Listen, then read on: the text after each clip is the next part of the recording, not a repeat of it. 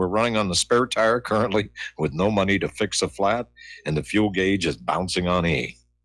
This is one of the most valuable ways you can help RBN financially because you get Commander lifetime membership value that is 50 times your donation and can be passed on forever. How many times during life do you get to leave a legacy?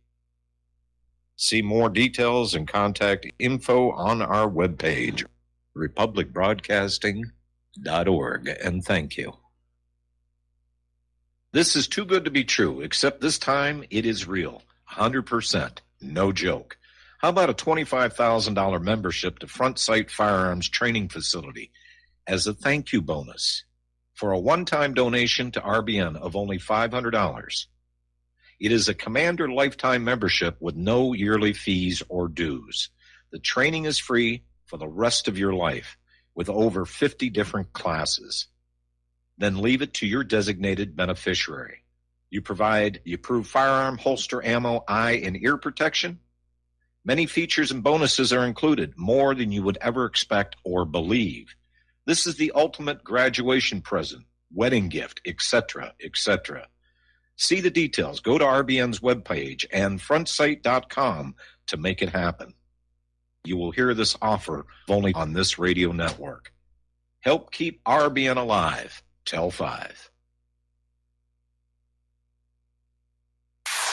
You're listening to Republic Broadcasting Network because you can handle the truth.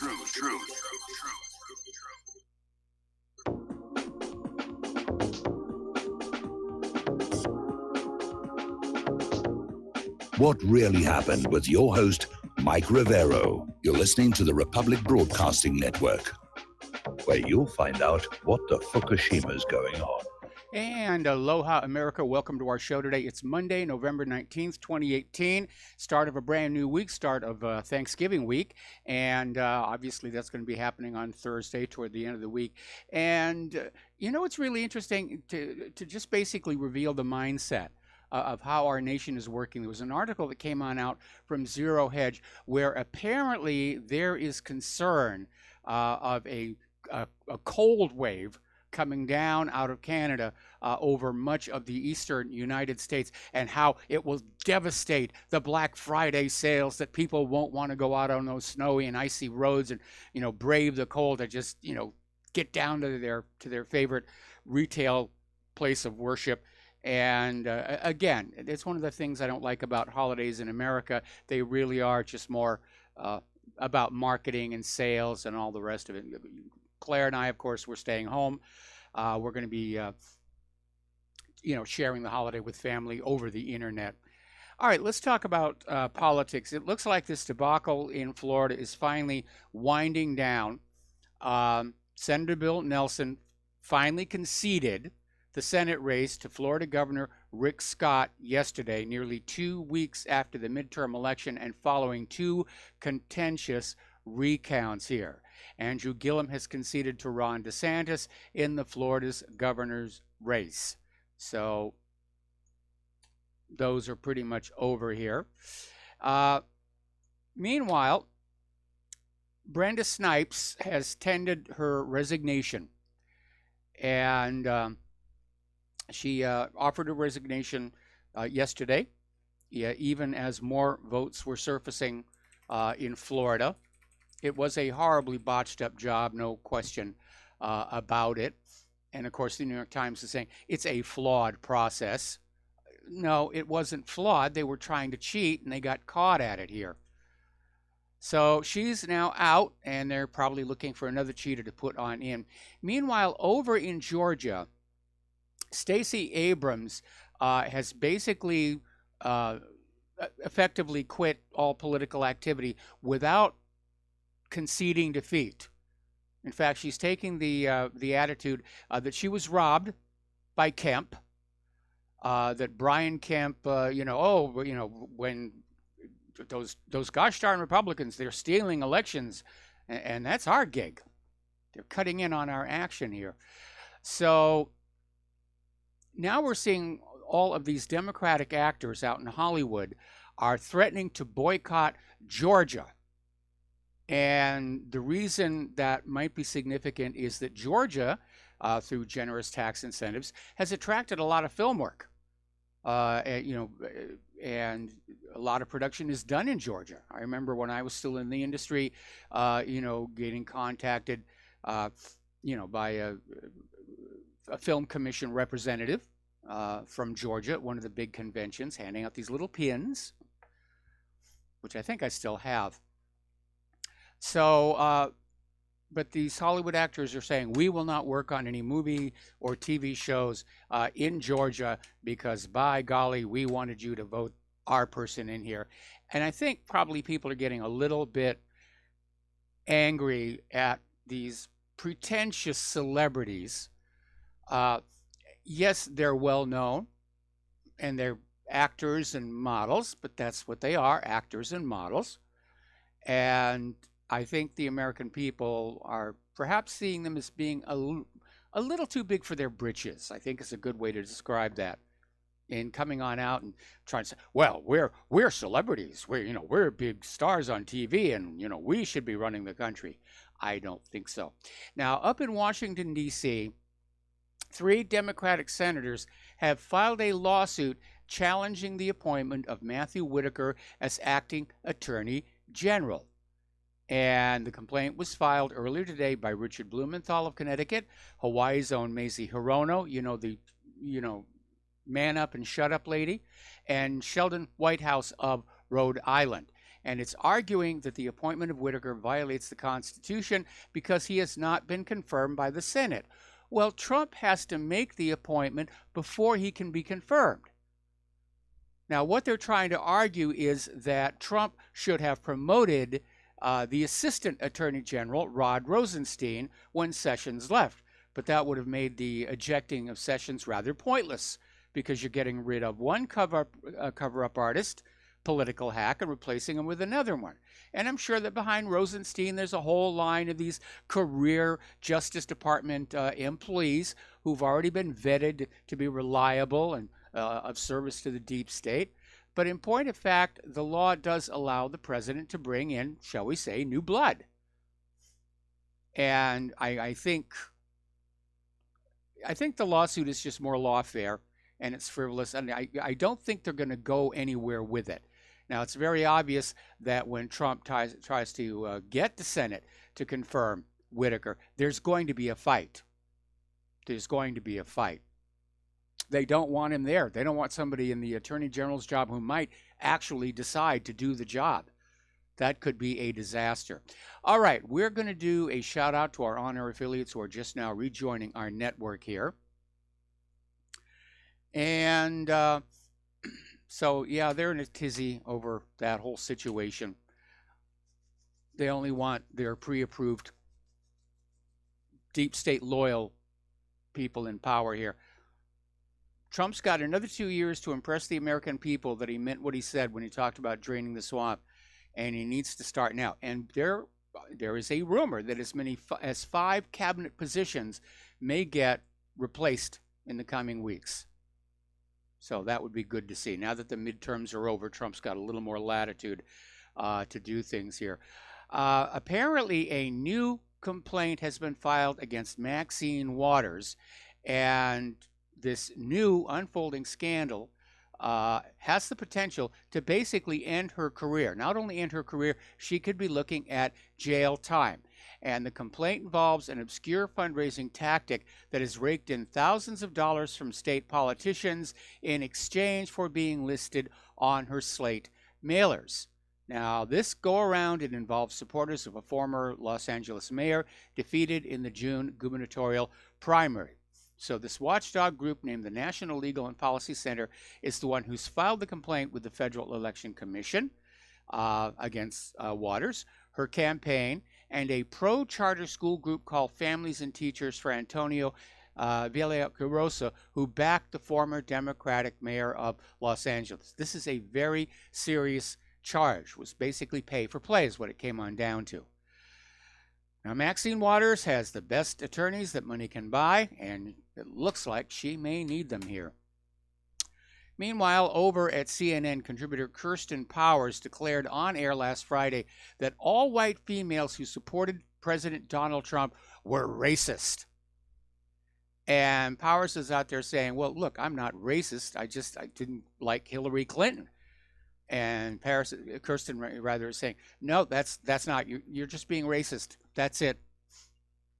You know, that you've aligned yourself against the oppressed people. So they're really pushing on this idea that white people by default are oppressors and everybody else is a victim. We're heading into Zimbabwe territory here. Also over at CNN, apparently the White House is now going to revoke Jim Acosta's credentials again. This time they're going to go through the formal process so that the courts can't say you have to reinstate him. And again, Trump's the boss. That's his place of employment. And the presser there is a courtesy. I don't know why he doesn't have more of the independent media. We carried a lot of water for him back in 2016. But be that as it may, he's under no obligation to have any individual journalists come there, especially one who behaves in a very obnoxious, confrontational manner here. But apparently CNN is out there saying, we demand an emergency briefing. You know, you will consult with us before you kick our reporter out. Actually, CNN, I think, is getting an overinflated sense of their own importance, especially given their ratings of late. Now, out in California, Michael Avenatti, the porn lawyer, the one who was trying to help bring down Brett Kavanaugh and just create a name for himself in the media, has had his law firm evicted from its California offices for missing 4 months of rent.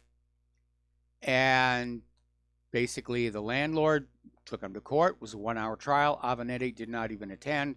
So the Orange County Sheriff's Office posted an eviction notice on the law firm's offices ordering Avenatti to vacate the building by 6 a.m. On, I don't have the date there, but he's basically getting kicked out of his building. So, beginning of the end. And after that domestic abuse story, all of his newfound Democratic friends, they're starting to just basically drift away. They're starting to drift away. Okay. Now, do you remember a while back, Bill and Hillary Clinton decided they were going to have their nationwide tour, the one-of-a-kind conversation with two individuals who's helped shape the world. It was an evening with the Clintons, and people were saying, you know, the tickets were like $700 for the front seats.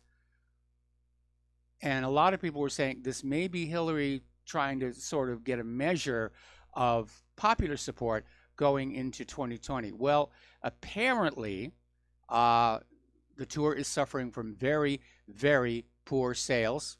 People just aren't going. They don't want to see them. Very, very few people are going, and there is a persistent rumor coming out of the American Mirror that the rest of the tour may be canceled. So, Hillary, take a cue. The United States is kind of, you've had your time in the sun.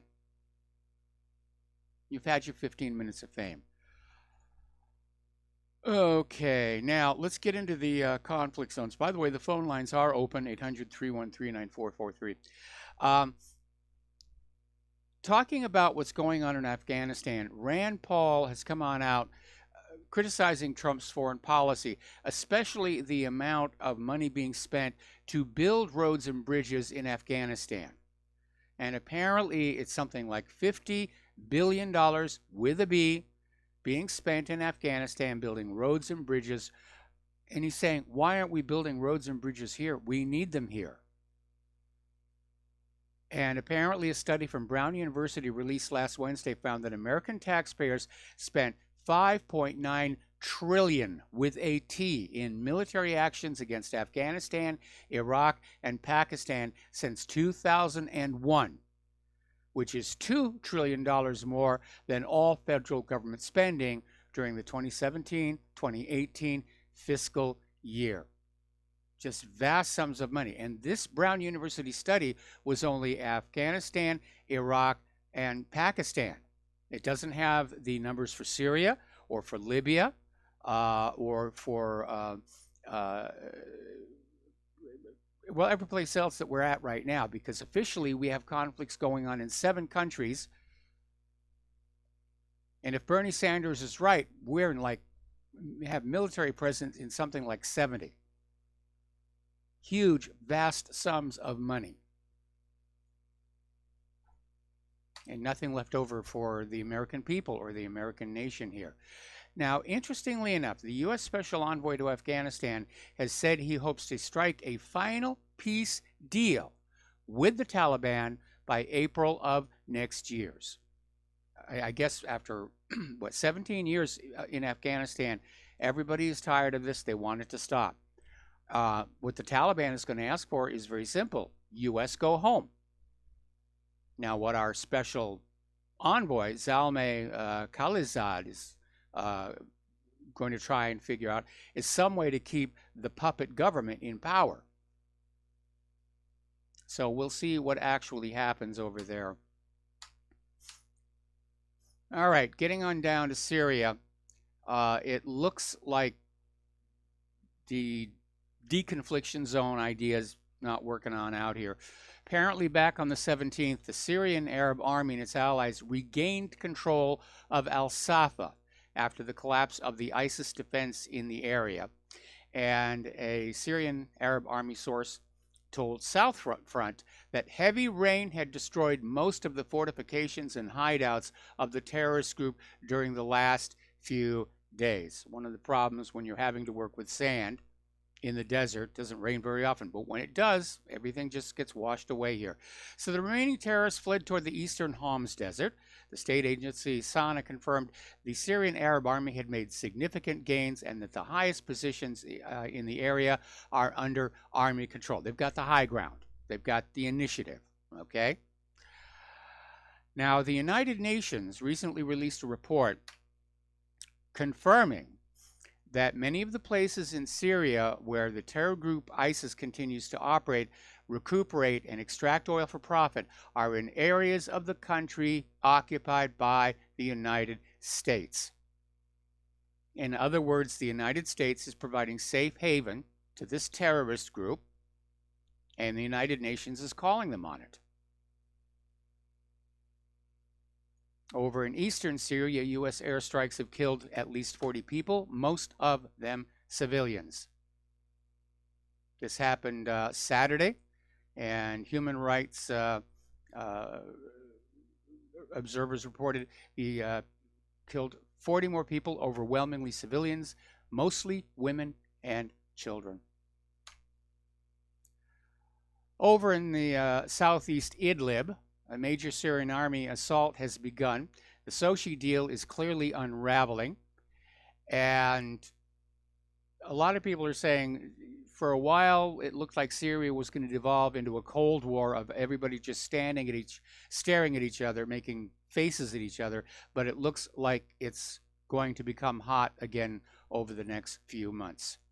Now, adding complexity to the situation, Russia's submarine killers are now on patrol off the shores of Syria. And the Russian Navy basically is in a position to be in control of that part of the Mediterranean. Now, my guess would be that the Russians have either located or are working to locate that Arsenal ship, that converted SSBN that carries all those Tomahawk cruise missiles. They're going to be keeping an eye on that one, because if the shooting starts again, they're going to want to basically shut that ship down. Okay, over in Yemen, 1 in 3 U.S. drone strike deaths are civilians, again, including children. And these are U.S. drones.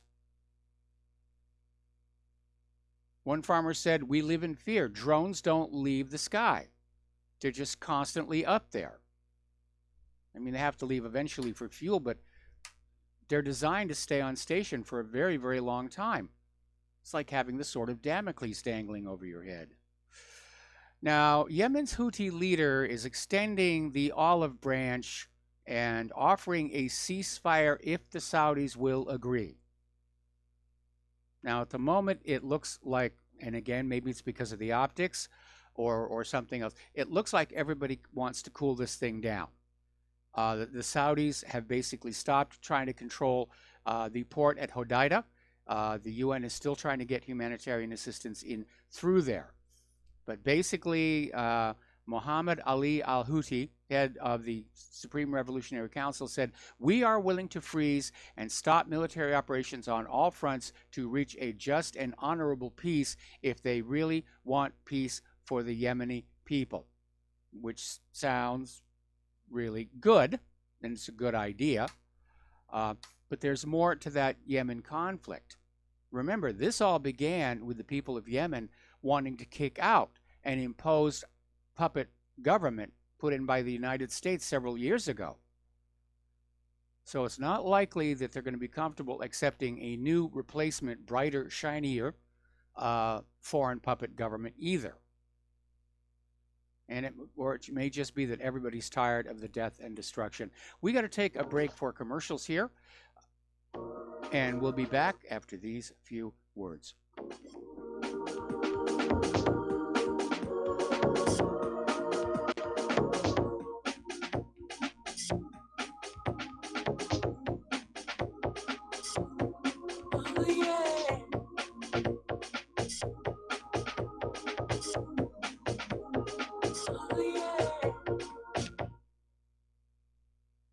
The First Amendment in the Bill of Rights limits the government's power by ensuring the freedom of speech and preserving the rights of the people. Every day that passes, our rights gradually slip away. It's time to take a stand and let the government know we're tired of losing our rights. LibertyStickers.com will allow you to express your rights and allow millions of people to see you stand up for what you believe in.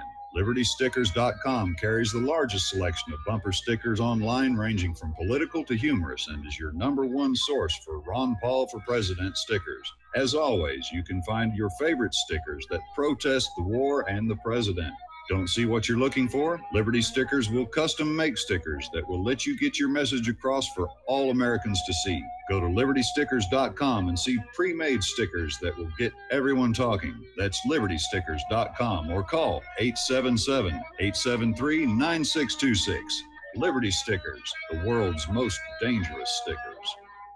Folks, we're living in a world the likes of which we've never perceived any clearer than we do now. The plan for global governance has been in the works for generations and would have likely been achieved by now, but for the fact that the globalists left open their Achilles heel. With all their tools, Federal Reserve System, fiat currency, no child left behind, and then Common Core education introduced to our schools to dumb us down, vaccines, pharmaceuticals to lobotomize us, GMO foods, insertion of compromised or bought and paid for politicians, judges, mainstream media propaganda, all pieced together like a puzzle designed to ultimately bring the world under submission. But with all their strategy, they forgot one thing: knowledge. And knowledge is power. With knowledge, their bombardment is nullified. Folks, with that, as brilliant and knowledgeable as you've become, among the wisest audience of any radio audience in the world, and you are, I want you to take a moment to reflect and ask yourself, how much of that knowledge did I obtain from Republic Broadcasting Network? How high has my consciousness been raised since I've been a listener? How fast am I now able to discriminate truth from fake news by being a Republic Broadcasting listener?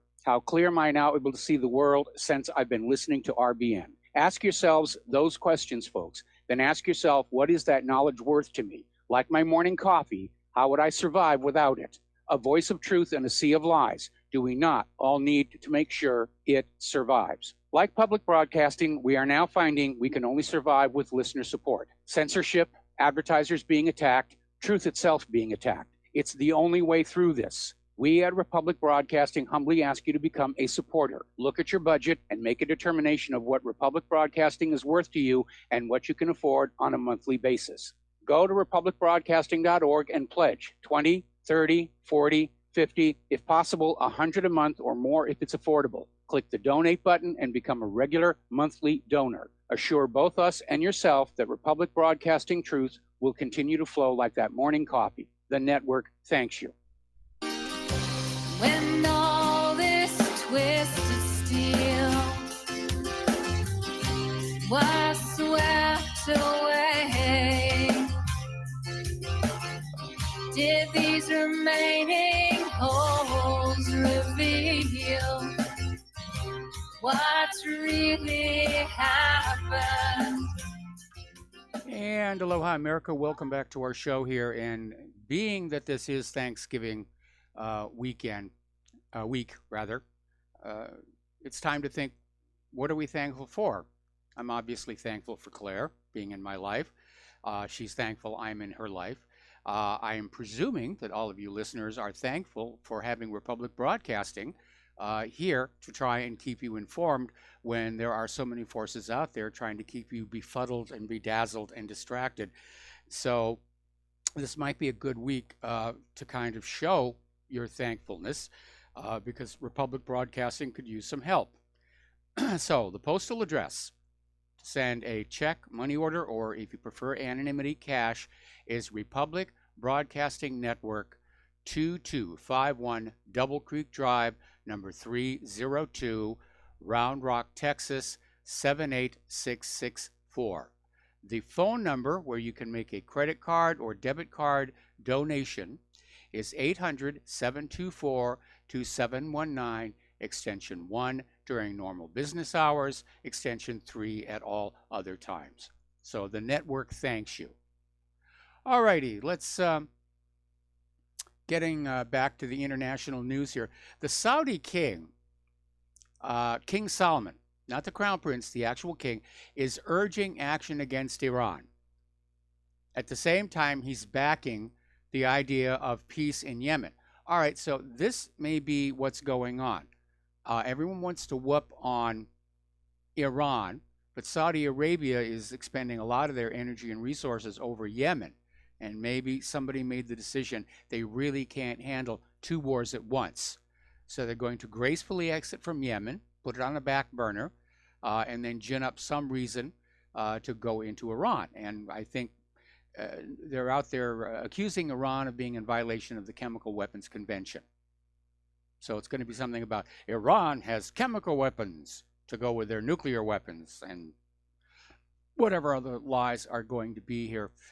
Now, Senator Lindsey Graham was on an interview yesterday, and he described Saudi Crown Prince Mohammed bin Salman as irrational and unhinged, and says he's weakened the ties between Washington and Riyadh.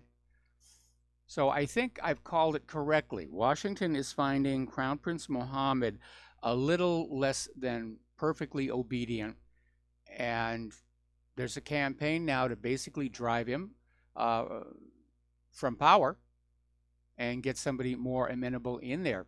But so Graham went on to say, I think he's done a lot of damage to the relationship between the United States and Saudi Arabia, and I have no intention of working with him ever again. Yeah, they're telegraphing pretty hard. Mohammed must go here.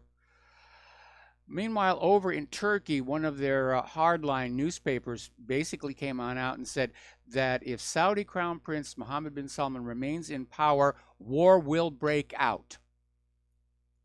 That's pretty serious stuff. So, World War I began officially with the assassination of Archduke Ferdinand. Is World War III going to get cranked up with the assassination of Khashoggi? Because they're certainly making an icon out of him. And when you consider how many other journalists have been killed this year that scarcely got any mention in the media, there's obviously an agenda.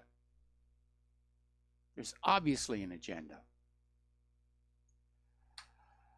Meanwhile, of course, the United States, which doesn't want to harm its relationship with Saudi Arabia, has issued sanctions against selected Saudi individuals who are suspected of being involved with the murder of Khashoggi. But they did not sanction the Crown Prince. They're going along with Saudi Arabia's version of the story that the Crown Prince knew nothing about it, even as America's corporate media is trumpeting this claim by the Central Intelligence Agency that he actually gave the order. So somebody's playing politics here. And this CIA story, it may be to put pressure on Khashoggi. It may be to put pressure on Jared Kushner. It may be an attempt to put pressure on Donald Trump himself. So, over in Iran, one of their senior commanders says the country's naval fleet will continue its presence in the high seas to protect Iran's national interests. And he's basically saying, as long as the presence of the Iranian army's fleets, that must be a mistranslation, to secure Iran's interests, the dispatch of the fleets to the high seas will continue. And Iran does have a strong navy, not as strong as the United States, but apparently in good working order. And this commander said that if necessary, they will send their ships into the Atlantic Ocean. And they have done it in the past. Meanwhile, Finland is out there screaming that Russia was jamming GPS during the recent NATO drills. They have no evidence for it whatsoever, but by golly, it's just anything that goes wrong, we blame Russia. You know, Skripals get food poisoning. Oh, it's Russian poisoning attack here. Our GPS equipment isn't working all that good. Oh, it's got to be Russia's fault. We're going to take a break for commercials. We got a caller waiting on the line, and we will be right back.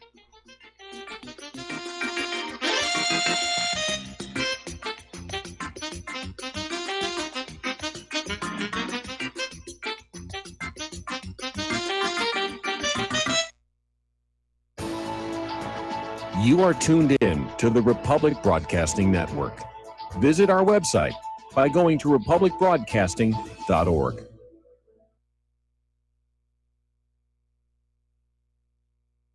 Ladies and gentlemen, J.R. Moore here. As most of you know, my regular listeners, I offer energy cleaners for sale at my website. If you don't have a clue what I'm talking about, go to my website, thelibertyman.com. Educate yourself about these marvelous healing devices. We focus on pain mitigation and getting a great night's sleep. Arthritis pain, joint pain, back pain, doesn't matter. Keep in mind, I offer from me to you personally a 30-day money-back guarantee. That's what I do. Energy cleaners, $285, shipping included to American zip codes. You can educate yourself all about the energy cleaner right there at my website, the patent application, the wonderful testimonials. Be sure and check out the factory-made fitted mattress pads to go with the energy cleaner. Now, I offer from me to you personally a 30-day money-back guarantee. That's what I do. I have a toll-free order line, or you can order it right at my website at thelibertyman.com. The toll-free order line is 800-592-9543. I say again, 800-592-9543. Thank you. Corporate media dominates the American opinion. Finding independent voices that counter this avalanche is becoming increasingly difficult. With the endless corruption running rampant throughout our government, independent voices are needed more than ever to battle the offensive against our freedoms and liberties. As a listener of RBN, no one understands this concept better than you. Now it's up to you to do your part. The time has come for you to take action and begin broadcasting the truth to hundreds or thousands of people every month. Sound impossible? Quite the contrary. With pointed slogans from LibertyStickers.com, you can reach countless sleeping Americans unaware that they live in a real-life wonderland. LibertyStickers.com has a huge inventory of political bumper stickers and messages that reflect the truth about our government, our politicians, and the future of America. With so many in stock, there's one perfect for you. Visit us today at LibertyStickers.com. Again, that's LibertyStickers.com. Do your part. Your voice is important. Let it be heard. Without the right accessories, any guy can be off the mark. Whether you've invested thousands in your arsenal or you own a single trusted firearm, a visit to AROutfitting.com is in order. It's one of the finest online selections of tactical optics and AR parts and add-ons, like EOTech, quick target acquisition with no peripheral loss. Browse the full range of Nikon scopes and binoculars. AROutfitting.com can illuminate your world with Streamlight gun-mounted lights from keychain to large handhelds up to 1,100 lumens. Find some stability with Battenfield tactical bipods. AirOutfitting.com has CMMG gun parts, barrels, assemblies, handguards, part kits, and more. Plus mag-full clips and magazines. I know I've got you excited, so take a breath.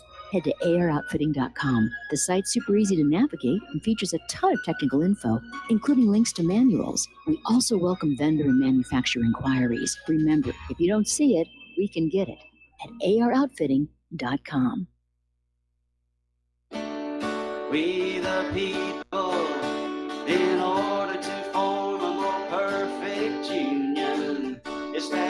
justice ensure domestic tranquility.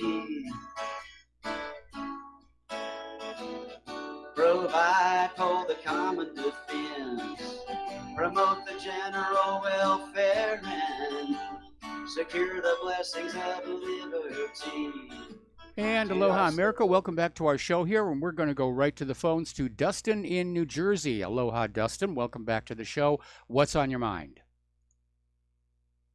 Hey, Norway tried to blame Russia for their frigate hitting the oil tanker. So, Yeah. you know, I mean, Operation, was it Trident Junk? Yes. It makes a good barrier reef now because that thing's gone.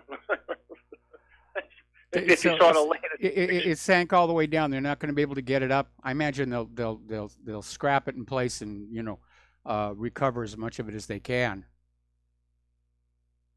It's all Fat Leonard's fault. Oh wait, that's the United States, not Norway. That's the other side of the world. Yeah. Hey, Mike. I got to talk to you about with the things going on with not working out in Idlib. But did you see? They completed the offshore part of Turk Stream. Yes. There was a press conference. Yeah, and it's going to be completed in 2019. And I think the power of Siberia that goes to China is either completed in December this year or early next year. Yep. So you got two projects. Plus, they're working on Nord Stream 2.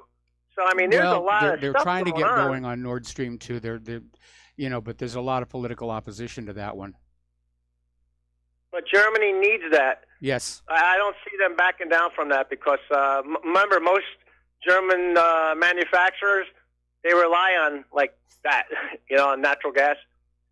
So like, but hey, Mike, but as all that's going on, we have as the reality TV show world turns again over here. I mean, it just doesn't end. As I feel sorry for Avenatti and stuff, but that's just sideshow crap. I don't feel sorry for him.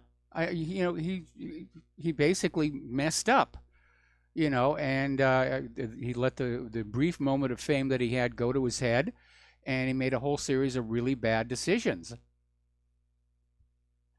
It's just a shame. Like, I mean, we're coming to the holiday, and if you look in the stock market again today, things are not going well. No. I mean, this just everything, you look at what's going on with Israel, Netanyahu's in trouble, Saudi Arabia with the Khashoggi murder is in trouble, and just it seems like the pillars are falling apart for like not the I guess the deep state, but like this oligarchy we got, and it's not going good for Theresa May in Britain either. So. And Macron either, because they have riots going on over in France and Britain because France had a 20% increase in fuel prices. So that there's a lot going on. But that's all I had to say, Mike. Everybody, keep an eye out. A lot of crazy stuff coming. Thanks, Mike. There certainly is, and I think what's going on is we're sort of used to seeing the world or having the world presented to us as operating more or less smoothly, because that's the job of the media. And growing up, all we ever got was the government and corporate media's view of things. And as more and more people disconnect from the corporate media and the government and start looking around, they're beginning to realize that the world is very, very different from what they imagined it was, emphasis on the word imagine, and it can be very disconcerting. And I think that's really what's affecting a lot of people. It's like thinking you live in this wonderful neighborhood, and all of a sudden you finally get to open the door and see what's outside there, and it's not very pretty. So I think a lot of people are going through kind of a sense of emotional displacement, because when you talk about your identity, your sense of self, a large part of that is where you live or where you think you live or the society in which you think you live.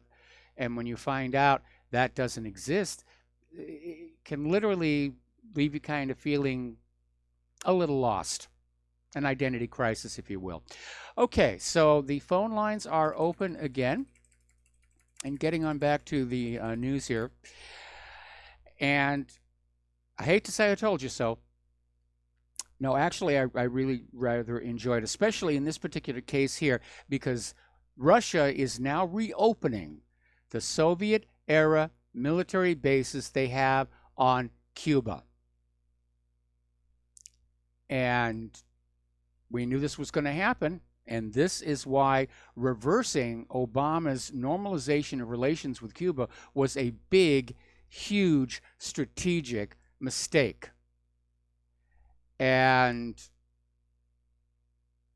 obviously, you know, as Trump pulled out of the INF treaty, and everybody's talking about, oh, we get to build nuclear weapons again. Russia's going to be there on Cuba. They're going to have listening stations there. They're going to be able to monitor what the U.S. is doing in the Caribbean. And you know how the CIA loves to play around in the Caribbean. This is a major step backward. And again, when they started reversing the normalization of relations with Cuba, I mean, for a while, it really looked like that whole ugly chapter of history was going to be over, going back to the Bay of Pigs. There were actually cruise ships going to Cuba briefly. They were talking about lifting the embargo. There was going to be Cuban rum and Cuban cigars in our bottle shops, various other things like that. The Cubans were going to be able to buy newer cars. All that's gone. And what that re-hardening of relations with Cuba has done is handed Cuba to Russia on a silver platter. Good thinking there, people. Good thinking. Over in Israel, Netanyahu is basically trying to hold together what's left of his ruling coalition and saying that calling snap elections now would be irresponsible. Because now he is not only the prime minister, he's the minister of defense, and the security of Israel has to take priority over political considerations here. He's basically trying to duck the fact that his star is clearly on the wane. People don't like him. And he's been there for a very, very, very long time here. Now, here is where we get a little bit of arrogance on display here.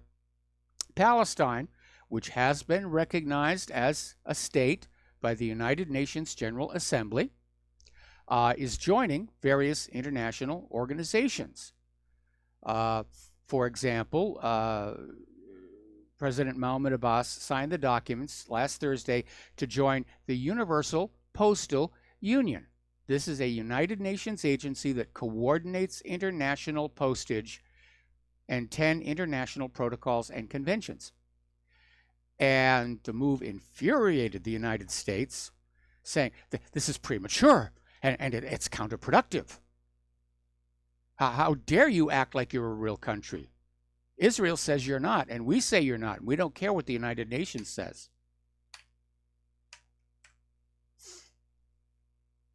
And again, if you look at the way these things are supposed to work, yeah, people have a right to self-determination. You get enough people together and say, we're going to be our own little country. And if you're recognized as a country by much of the rest of the world, then you are a country. And the U.S. and Israel can throw tantrums all they want and hurl more sanctions, which no doubt is going to happen. Israel's trying to find a way to just make Palestine go away forever. Meanwhile, up in Europe, the EU president, Jean-Claude Juncker, was photographed recently in mismatched shoes. Not just the socks, the shoes. And it's rumored that he's a heavy drinker. And this is the guy who wants to lead a new unified European Union army. Now, there is a chilling thought indeed. Story coming on out from over at shtfplan.com, and I'm not really surprised.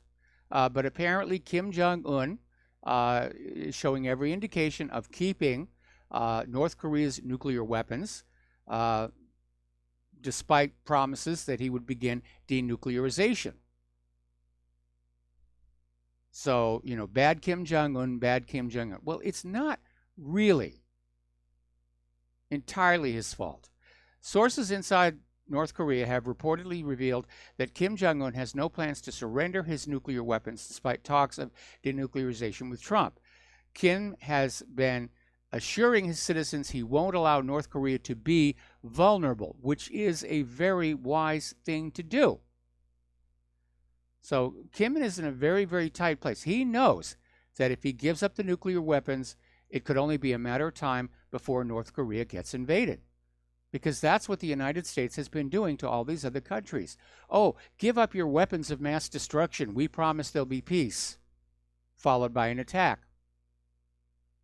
They did it in Iraq. They did it in Syria. It's a repeating pattern. They're trying to do it in Iran. And of course, there is that other issue of the difference in the negotiating styles, where Kim Jong-un has made several gestures of going along with the original deal with Trump, shutting down the nuclear test site, dismantling rocket test stands, returning the bodies of U.S. soldiers who died when that Korean War started, allowing people from the North and South to basically meet again after all these years. They're tearing down the guard post on the DMZ. They're talking about opening up the bridges and rail lines. Kim Jong-un and Moon Jae-in are talking reunification. They've effectively ended the nuts and bolts of the Korean War. And you have the United States throwing a tantrum saying, no, no, no, no, we will decide when the Korean War is over. It's our war. We paid for it. We get to decide when it gets turned off. But I think the two Koreas have already decided, yeah, it's effectively over. It was just flat out silly to have a ceasefire go on that long and not just say, we can't even really remember why we were shooting each other in the first place. I know it's in the history books, but let's just keep on talking about reunification here, which the U.S. definitely does not want. All right, so let's talk about some economic news. The Federal Reserve, you need to remember, it is an autonomous entity. It does not answer to any government oversight. We've got Alan Greenspan on video saying the Federal Reserve answers to no government authority. It never has. It probably never will. And again, the Federal Reserve, it's a privately owned central bank. It has extraordinary authorities to coin and create our money. Well, it doesn't even use coins and metal of value anymore. It's just ink, paper, and numbers in a computer. But the problem is now they're trying to basically raise their rates to maximize the interest payments coming in on the debt. It is having a negative effect on the stock market. It was a bad, bad day on the American stock market. But if this article that's over at shtfplan.com is correct, the Fed is going to continue on the course, even though there are a lot of voices right now saying you have to back off. You have to back off the rate increases. You have to back off the tightening. So the question is going to be, will the Federal Reserve be thinking in terms of the general good of the country or just lining their own pockets? And I tend to favor probably the last. Another article along the same line, this one from Investment Watch blog. The good times for the markets are over. The bad times are about to hit. And again, let's see. The Dow ended down 395, S&P 500 down 45, NASDAQ down 219. That's a bad day on the stock market. And I can imagine a lot of investors are getting very, very jitterish indeed. And I think, well, first of all, they're going to tell us it's going to be a great holiday shopping season, and the stuff is already in the stores. The Christmas stuff is already out there in the stores. But there are like 8 retailers who are hovering on the edge of collapse, and if they don't have a wonderful holiday shopping season, we're going to see doors starting to close first part of next year after the January white sales. And it all comes down to a very simple fact. Ordinary people working class people, even middle class people, we don't have money anymore. It's all been sucked out of our society by the money junkies and by the war machine, by outsourcing our jobs to other countries, by automation, and was very short-sighted. But then addicts never think very clearly, and that's what we're dealing with, money addicts. But if ordinary Americans are not able to trade their labor for decent wages and salaries, then they may walk into those malls and look around and daydream. They may not be buying anything. It's always a really good exercise. If you have to go down to the mall, and by the way, I wouldn't bother on Black Friday. The idea of people clubbing each other to death to get an item they think has been discounted. It's a poor portrait of the American people. But when you're down at the mall anyway, and you're walking around, you probably see a lot of people. Don't count the people. Count how many shopping bags you see. Because Claire and I have noticed when we go down to the mall at the bottom of the hill here, there'll be a lot of people looking around. Very few of them are actually carrying any packages. Most of them, they just have empty hands. Alrighty, getting on back to the international situation. Russia is talking about possibly settling their accounts with Iran in their national currencies in order to continue their bilateral cooperation despite the U.S. sanctions against Iran.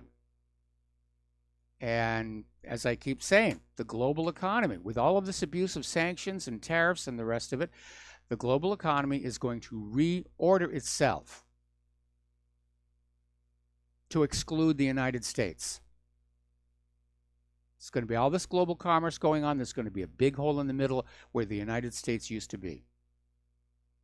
China just dumped another huge load of U.S. treasuries again.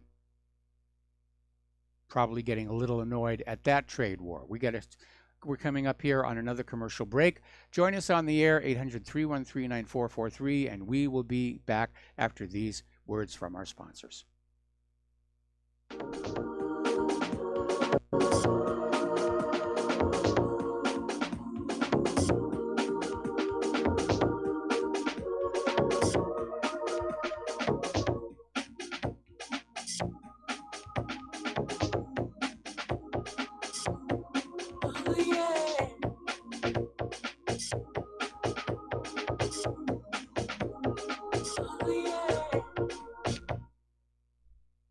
Do you worry a lot? If you're forgetful, nervous, moody, or overwhelmed, chances are you're not protecting yourself from the ravaging effects of stress and anxiety. No matter the cause, ongoing stress and elevated levels of the stress hormone cortisol can rob your memory, your health, your quality of life, and your future. Now you can combat the effects of stress and anxiety while improving your memory and recall at the same time with the dietary supplement Calm and Clever. Studies show that the ingredients in Calm and Clever reduce cortisol by as much as 30% in as little as 1 to 2 weeks and increase your ability to recall facts, names, and numbers in 4 to 12 weeks. Calm and Clever was created by scientist Kurt Hendricks, a principal investigator in 2 NIH-funded studies on Alzheimer's disease. Try Calm and Clever for 2 months. You'll feel the difference. Call 1-800-758-8746 or go to calmandclever.com.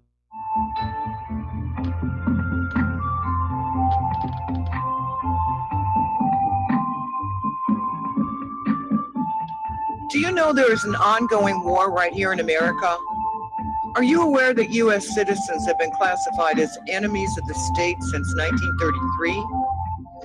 Have you recognized that our entire government is really a vast network of interlocking corporations engaged in commerce?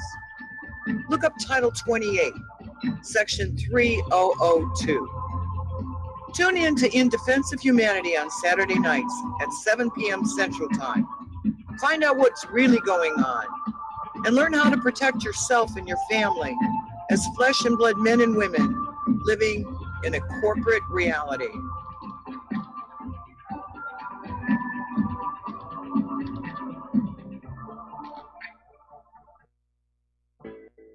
Do you or someone you know suffer from chest pain, blood pressure, cholesterol, or irregular heartbeat? Are you looking for a more natural solution to overcome these health challenges? You hear the ads all the time. If this stuff's so good, why doesn't my doctor prescribe it? That's easy. Doctors are not trained in natural medicine. Extendivite Heart Tonic does want you to be as healthy as you can be, and it really works. Take Extendivite for 6 months and your doctor will say, I don't know what you're doing, but don't stop. It's working for you. Get the dependability of Extendivite. Just see how you feel in 6 months. A 2-month supply of either capsules or liquid is only $69.95 plus shipping and handling. Call 1-877-928-8822. That's 1-877-928-8822 or visit heartdrop.com. Extend your life with Extendovite.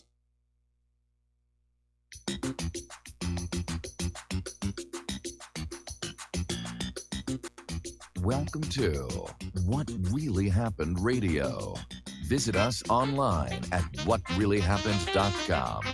And now, set your eyes on the future and let's consider what really happened. And aloha, America. Welcome back to our show here. And this story I'm about to tell you, we have heard of this sort of thing happening before, but it just boggles the mind how bureaucrats can be like this. Okay, apparently over in Kansas City, there was a group of volunteers who got together to cook food for the homeless and hungry. And apparently city health inspectors showed up, confiscated the freshly made food, poured bleach all over it to make sure nobody would eat it, and then basically threw it in the dumpsters. And apparently the health department seemed very surprised that there was a backlash. And they said, well, look, we can't guarantee the health and safety of this food for these homeless people. We're just looking out for their welfare here. Well, I got a news flash for you. I think these people are better off with these volunteer cooked meals than just eating what's in the trash dumpster. Ever stop and realize that it's a question of different degrees here? These people are homeless. They are hungry. They need to be fed. The government is doing nothing about it because all of the extra money is going to buy bullets and bombs and bandages.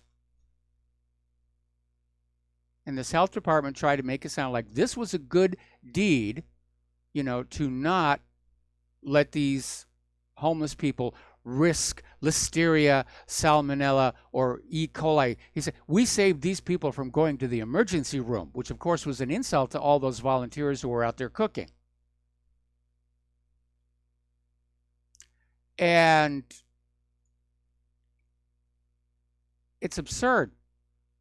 Bureaucrats, it's like if you go to work for the government, they do a lobotomy on you. People stop thinking here. There is a new phenomenon across the landscape of America, and that are homeless families who are living out of recreational vehicles. They've lost their main house, but their camper vans, their motorhomes were paid off, so they're able to still live in those. The problem is, of course, where to park them. Some communities are taking a look at this and saying, okay, we need to set up dedicated RV parking spaces, so these will not be on the road, that will include things like plumbing hookups and water availability. Other communities are going the different direction, and they're simply writing tickets on these RVs until the fines build up to the point where the RVs can be confiscated, which is a rather heartless thing. But this is supposed to be the American dream? I don't think so here. U.S. household debt hits a record $13.5 trillion with a T dollars. Delinquencies on mortgages have hit a 6-year high. All right, we're going to take a break for station identification, and we will be right back with Hour 2.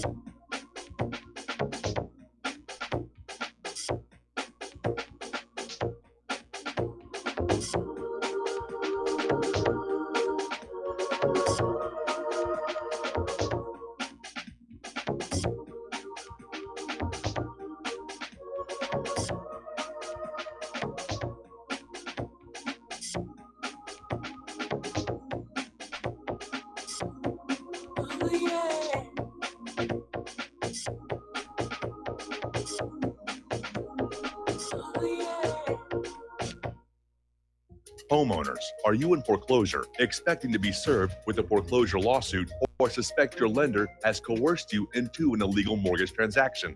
A huge number of mortgages made in the last 10 years have legal issues and are possibly defective. State laws and the U.S. Supreme Court have upheld that defective mortgage documents are grounds for foreclosure defense and for counterclaims in favor of the homeowner. If your mortgage has been sold or assigned since closing the loan, it may be defective and you may be paying the wrong party, and the lender may not have standing or the right to foreclose or collect payments under the law. If you would like to know if your mortgage is legal or not, or know if you are paying the right party, we can help. Our initial consultations are free of charge. We are not attorneys. We are legal researchers and work closely with experienced lawyers who know how to help you find the evidence to help you keep your home. Call toll free 1-855-2-KEEP-IT. That's 1-855-2-KEEP-IT today.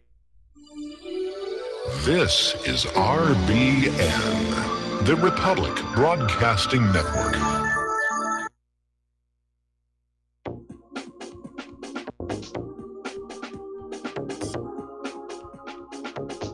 What Really Happened with your host, Mike Rivero. The history the government hopes you never learn. Here is your host, Michael Rivero. And aloha, America. Welcome back to our show, hour number 2. The phone lines are open, 800-313-9443. We're talking about the economic news. And apparently America's largest bridal chain, David's, has filed for Chapter 11 bankruptcy. And apparently they missed a debt payment last October on $270 million in unsecured notes. And so David's Bridal has begun a pre-packaged financial restructuring by initiating a voluntary Chapter 11 bankruptcy reorganization. Now, the company will remain in operation during the restructuring, which will cut outstanding debt by more than $400 million out of its overall debt load of $760 million. That's a lot of debt load. But we're raised to think that that's a good thing. Oh yeah, got to be in debt. Got to be in debt to the bankers. Can't do business without being in debt.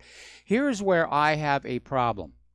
We know that fewer and fewer people are getting married these days. And that has to be taken into calculation, I think. Anyway, as Dustin was mentioning, over in France, they are having major riots over French fuel prices. They shot up about 20%, and the French people are just fed up. And so they've got 280,000 people protesting the rising fuel prices. One person is dead, 200 have been injured. And it seems to be a flashpoint because I think the French are just fed up with all of the scandals, poor policy choices, and populations can be like that, where they're holding it in, they're angry about this, they're angry about that, they're angry about the poor roads, they're angry about the rails, and they're holding it. Then all of a sudden, something is going to happen that puts it over the threshold. And the media may say, oh, well, this rioting is all about fuel prices. No, it's about everything cumulatively those people have had to deal with. Okay, we're going to take a phone call now from Mark in Los Angeles. Aloha, Mark. Welcome to the show. What's on your mind? Mike, thanks for talking to me, man. Thanks for having me back. I told you I'd come back. Okay. Real quick, I have a suggestion for a bill or a law that any rational person would not find so far-fetched, but the hypocrites would totally find this to be offensive, and they would compare this to the your previous callers that talked about, you know, executions and guillotines and everything else. When I'm not talking about that, you know, what's going on? You know, I'm LA resident, man, and what's going on? It's almost like these when you watch court TV and you see these irresponsible pit bull owners you know, these people that walk around and they say, "Oh, our dog wouldn't hurt a fly," da, da, da, da, da, and he's off leash, and then they tell the passerbyers, "Don't be scared of him, and he won't bother you."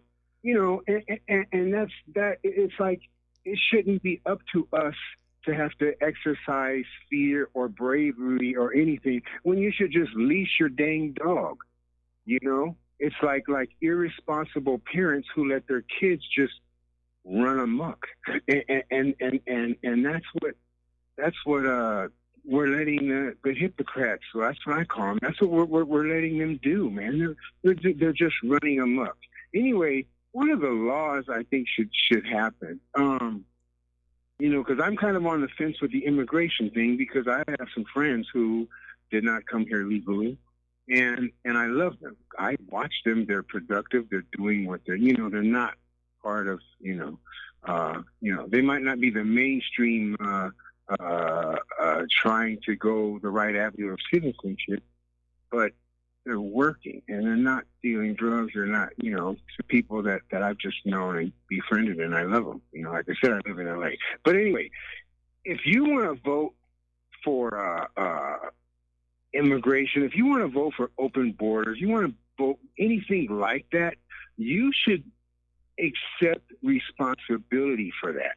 And I feel like for every registered hypocrite who wants to say, yeah, open borders are cool, then you should sponsor 10, I'll say illegals. I mean, you don't have to meet them and pay for them, but 10 names of people that cross that border are responsible to one voter. Therefore, if that person gets into a drunk driving accident or robs a store or does anything, then there is an American Democrat voter that has to answer for that. And I feel like if you're in any position of an electoral position, like whether it be a school board member, a council member, a mayor, or a governor, then you should have to be responsible for 50 immigrants. Therefore, if one of them commits a murder or something like that, you have to answer to it. And you have to pay for it. That would never ever hold up in court. That would never hold up in court. Never. No. Never. Of course it would. But to me, it feels there's so many things wrong other than what I think you call it Title VIII. Yes. Other than that, I feel like it's extreme taxation without representation. Because you don't want to pay taxes for that. I don't want to pay taxes for that. But these, the Nancy Pelosi's and the Maxine Waters, I truly think those people are doing intravenous clam chowder. And no disrespect, I thought you'd like that. No disrespect. We're going to get nasty letters from the clams now. Well, hey, you know what? I'll take responsibility and absolve GCN of all of that. This is RBN. All right. Thank you, Mike. So hang up and call the other network. I have a ton of laws. Huh? I said maybe you should hang up and call the other network. I'm just joking with you. Anyway, listen. Let's get back here. Please don't fire me, Mike, because I need you. The problem is that we can postulate all the laws that we want. We've already got a bunch of laws. The problem is they are not being enforced because of politics, because the government itself, absolutely, the Democrats just want to go their own way. They've got an agenda that they're trying to push down our throats, and we have a Republican establishment which basically doesn't really see it as that big of a problem that the laws are not being enforced. And that's all it would really take. Yes, Mike. Real quick, too. Thank you so much, man. I'm one of those people who I am upset with Trump. I'm not happy at all with Trump, but I feel like I have a right to be unhappy with him because I feel like he's thrown his supporters, especially the alternative media, under the bus, because I feel like the alternative media and his fact of him being an outsider and all of that is what what gained my trust. And every time the media pounced on him, I wanted to defend him, and I'm still totally grateful for him. I mean, I'm pissed. I feel like he has a lot to answer for, and he never will. But if nothing else, when he won that election, man, it was like I felt like finally somebody heard me. Mm-hmm. And other than what you call the snowflakes, yes, for me personally, I felt like I got to give the middle finger to the old establishment GOPers who did everything they could to get in the way of Ron Paul. Yes. In the last, that last fiasco at the convention. Yes. That the so-called Republicans did to Ron Paul. I will never, ever, ever forget that. And so when Trump got in, I wish I could have seen every never Trump Republican to their face and just said, now what? Now what?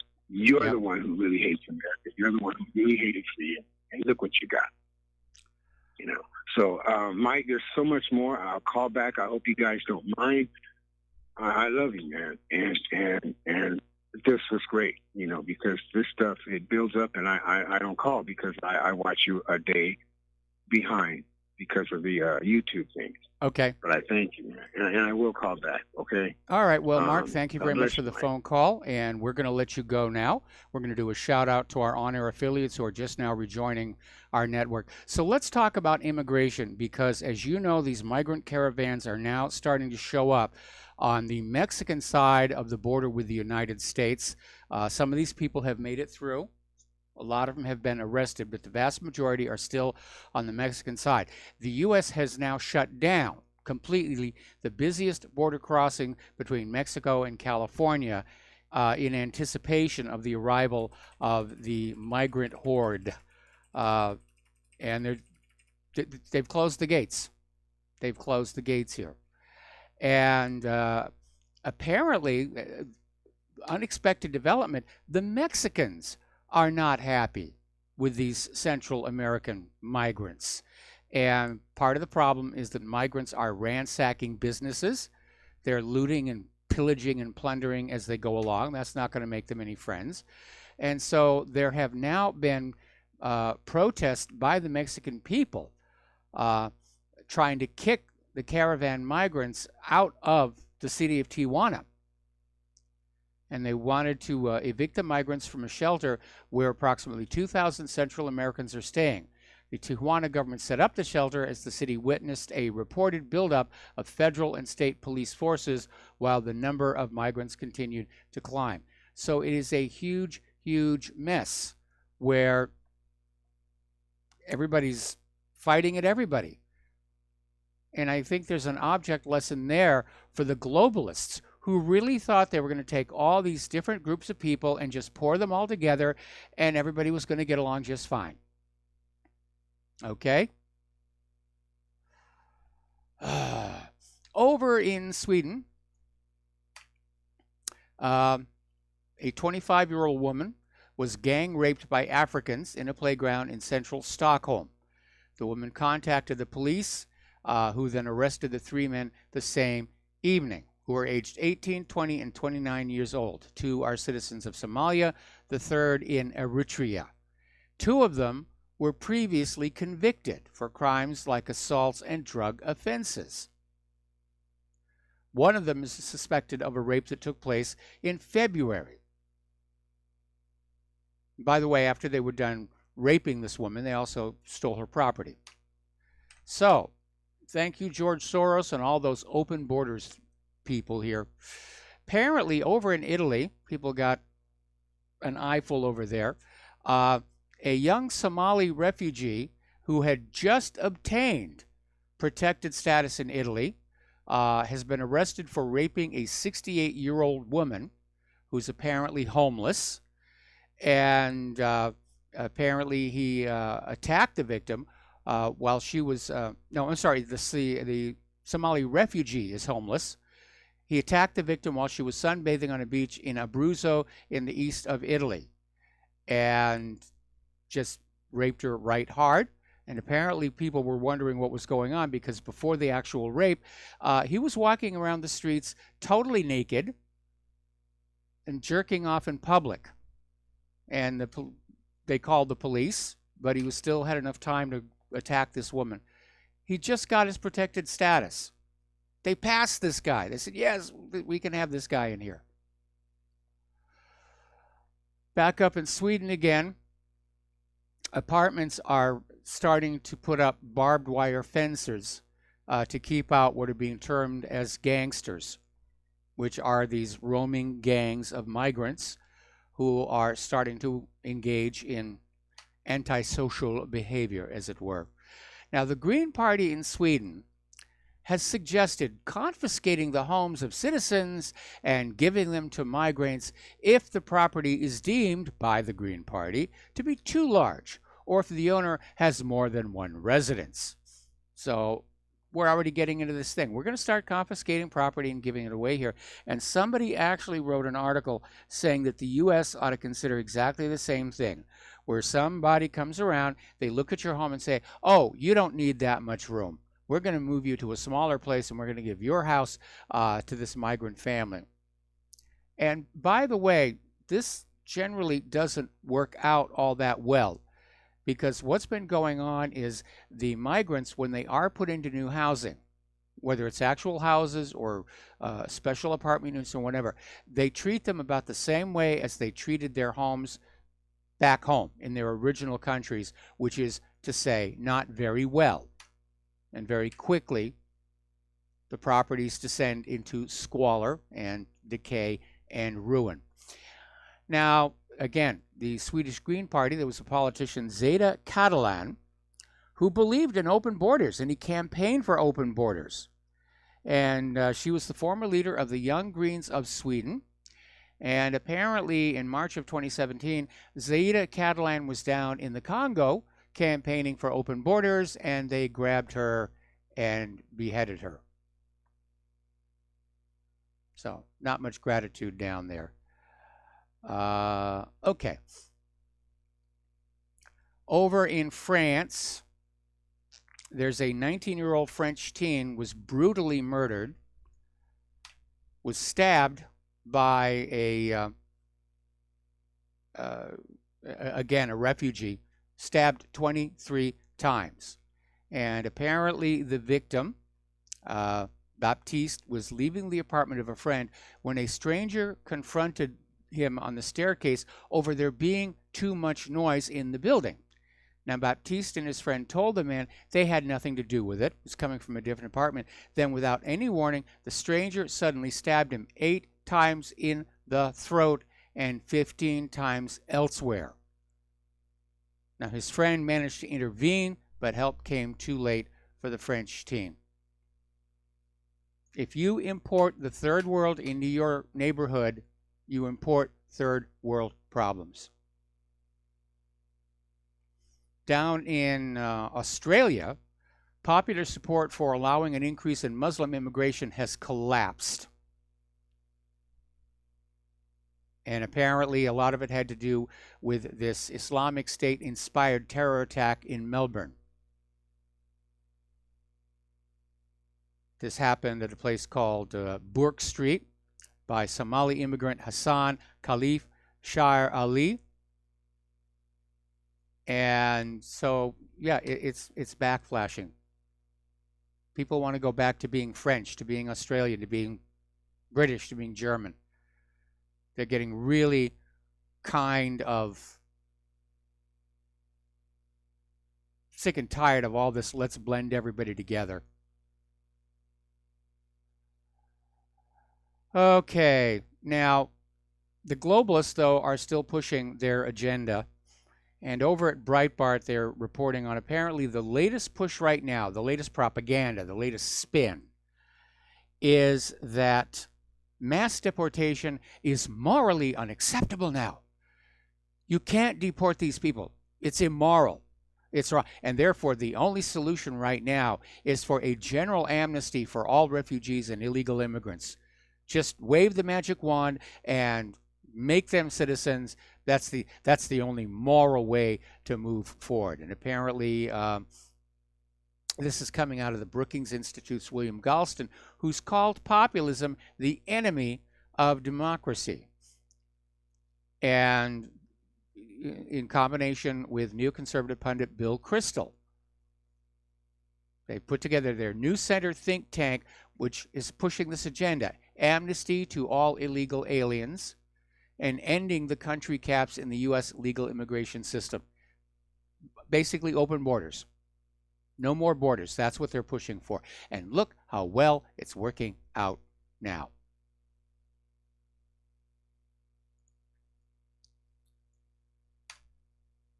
And I know the globalists' heads are filled with all these idealistic visions and dreams, but it's not working out because of human nature. And human nature is human nature, and it can't be changed by any amount of outside tinkering, contrary to what liberals think. Okay, we got to take another break for commercials. We'll be right back.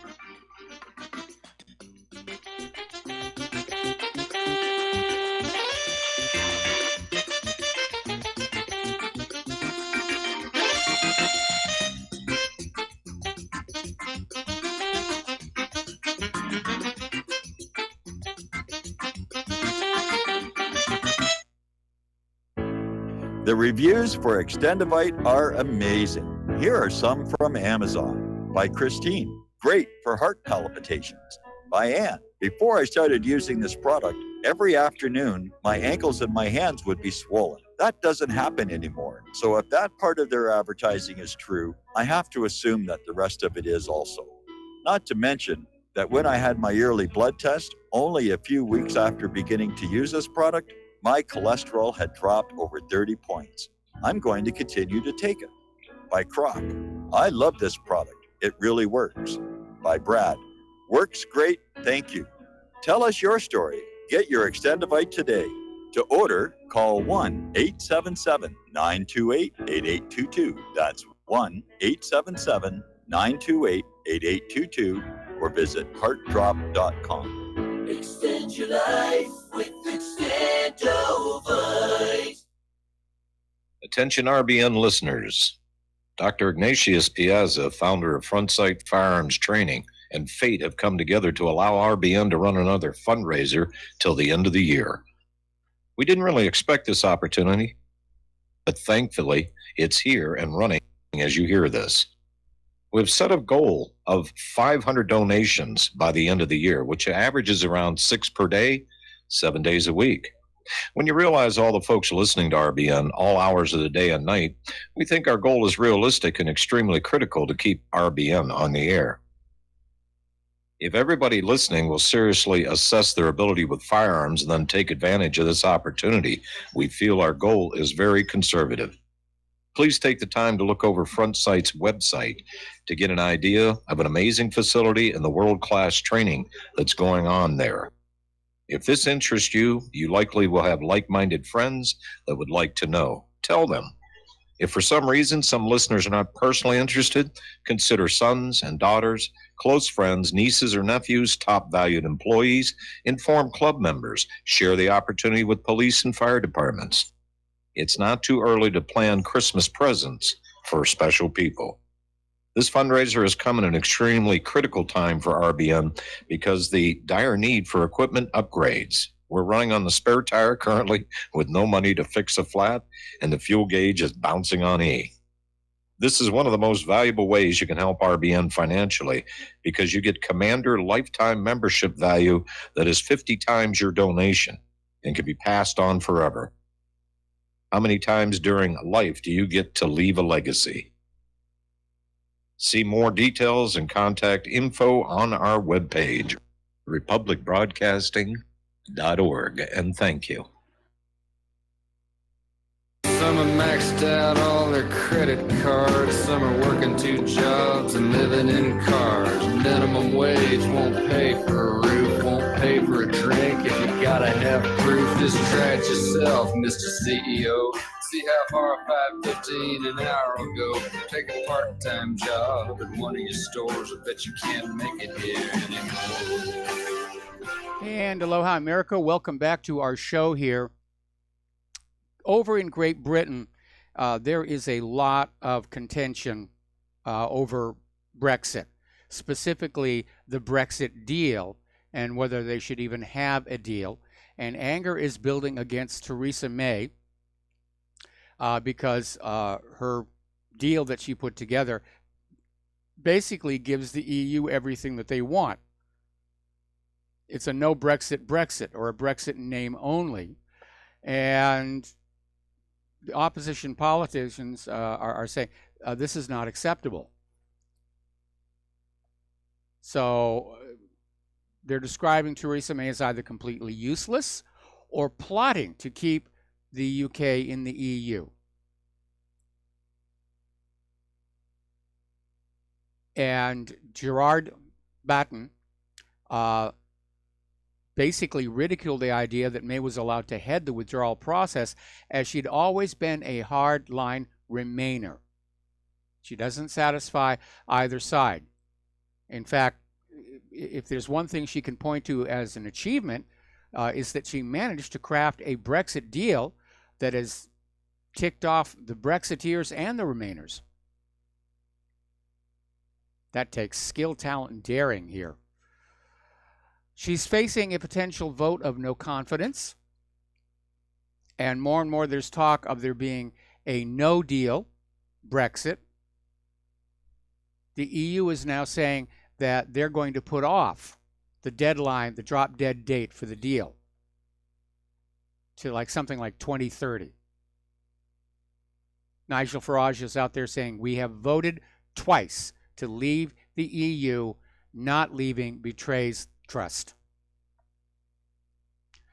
So apparently, as you know, Dominic Raab, who was the Brexit secretary, who quit last week over the EU withdrawal agreement, is being replaced by a gentleman from, let's see.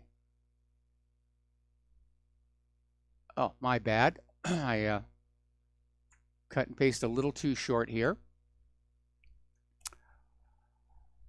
Okay, so the Steve Barclay, who's very much in favor of leaving the EU, he's been confirmed as Britain's new Brexit secretary. And Theresa May is looking to replace cabinet members who've resigned over this Brexit deal. So it's a very, very heavy situation. Apparently, former Scottish Member of Parliament and Sputnik columnist Tommy Sheridan and Jim Sillars, the former deputy leader of the Scottish National Party, are out there saying the only reason we're in this mess is because of Theresa May. And there are calls for her resignation. Apparently, she's in serious trouble.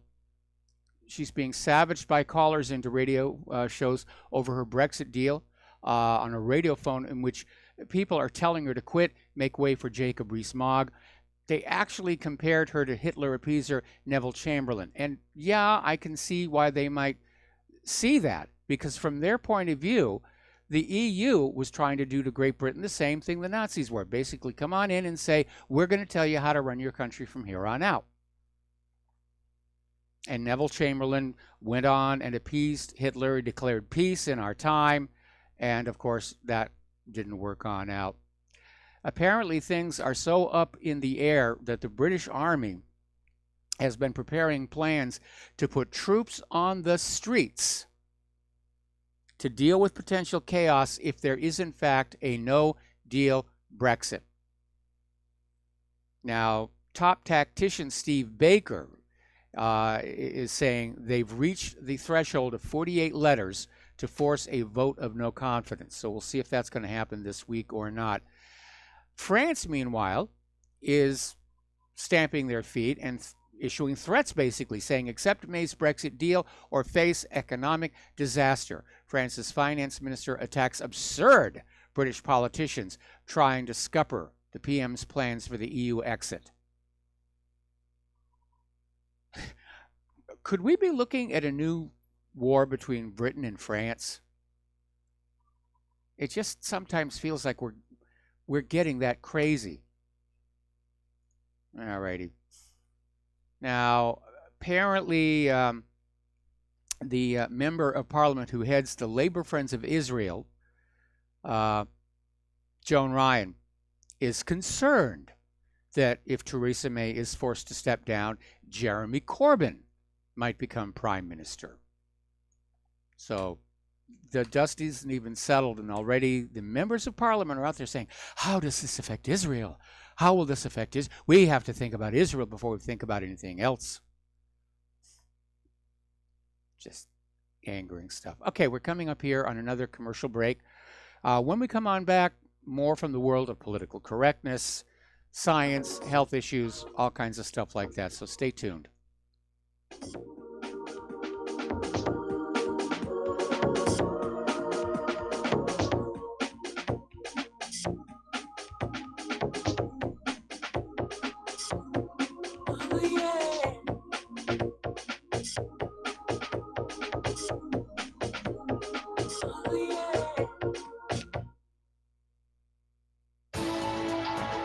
You are tuned in to the Republic Broadcasting Network. Visit our website by going to republicbroadcasting.org.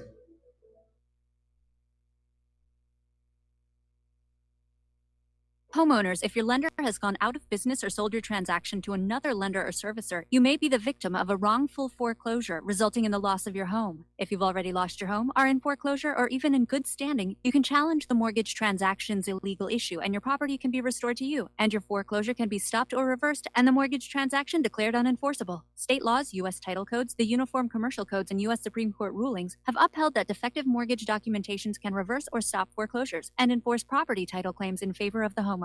We are having successes in stopping the process of foreclosure, the enforcement of the foreclosure judgments, the sale of property, and evictions after the sale. We are not attorneys, and we don't give legal advice. We are a professional team of legal researchers, providing forensic mortgage audits and expert witnesses. We have the knowledge to produce the evidence and enforce laws regarding your legal issues. We've been in business for 12 years without a complaint. Consultations are free, and we provide a free title search to confirm if your mortgage has legal defects. Please call 855-253-3748. 855, the number 2, keep it today. I'm getting older and noticing that my body just doesn't work as well as it used to. So I like to keep fit as possible by hitting the gym a few times a week. Recently, I started having a nagging bicep pain, and it got so bad I couldn't even lift the weights. When I was complaining about it to a friend, he told me about Angioprim. He said chelation helps remove toxins, heavy metals, and cholesterol in veins and arteries that may cause blockages. You know, after just 1 week of taking Angioprim, the pain was gone, and now I'm back in the gym full strength. Scientific research proves the active ingredient in Angioprim has superior oral chelation action that helps promote cardiovascular health. So to learn more, go to angioprim.com. That's ANGIOPRIM.com, or talk to a trained consultant. Call Angioprim toll free at 877-882-7221. You'll feel better with more energy. Call 877-882-7221 or go to the website angioprim.com. Without the right accessories, any guy can be off the mark. Whether you've invested thousands in your arsenal or you own a single trusted firearm, a visit to AROutfitting.com is in order. It's one of the finest online selections of tactical optics and AR parts and add-ons, like EOTech, quick target acquisition with no peripheral loss. Browse the full range of Nikon scopes and binoculars. AROutfitting.com can illuminate your world with Streamlight gun-mounted lights from keychain to large handhelds up to 1,100 lumens. Find some stability with Battenfield tactical bipods. AirOutfitting.com has CMMG gun parts, barrels, assemblies, handguards, part kits, and more. Plus mag-full clips and magazines. I know I've got you excited, so take a breath.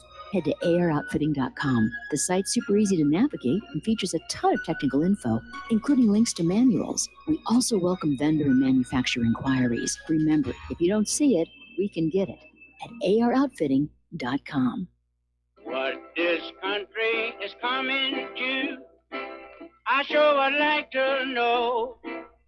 If they don't do something by and by, the rich will live and the poor will die. Doggone, I mean the panic is on. Can't get no way, can't draw no pay.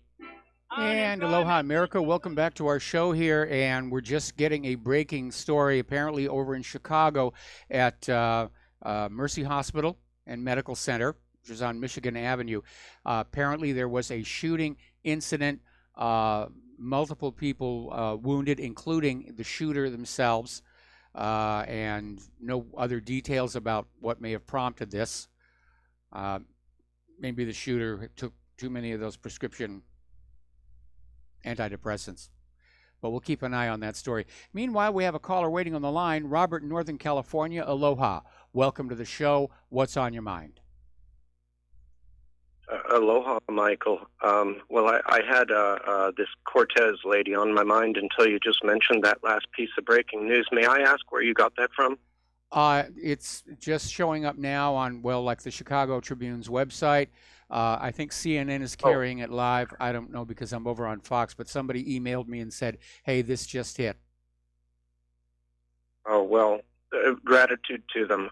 That's a good thing they did. I haven't checked CNN lately. They're just not really worth my time. The main reason why I called in, sir, was this Alexandria Ocasio-Cortez. Yes. And she went on a 15-plus minute rant last night, doing the word soup, talking about the three branches of the Congress.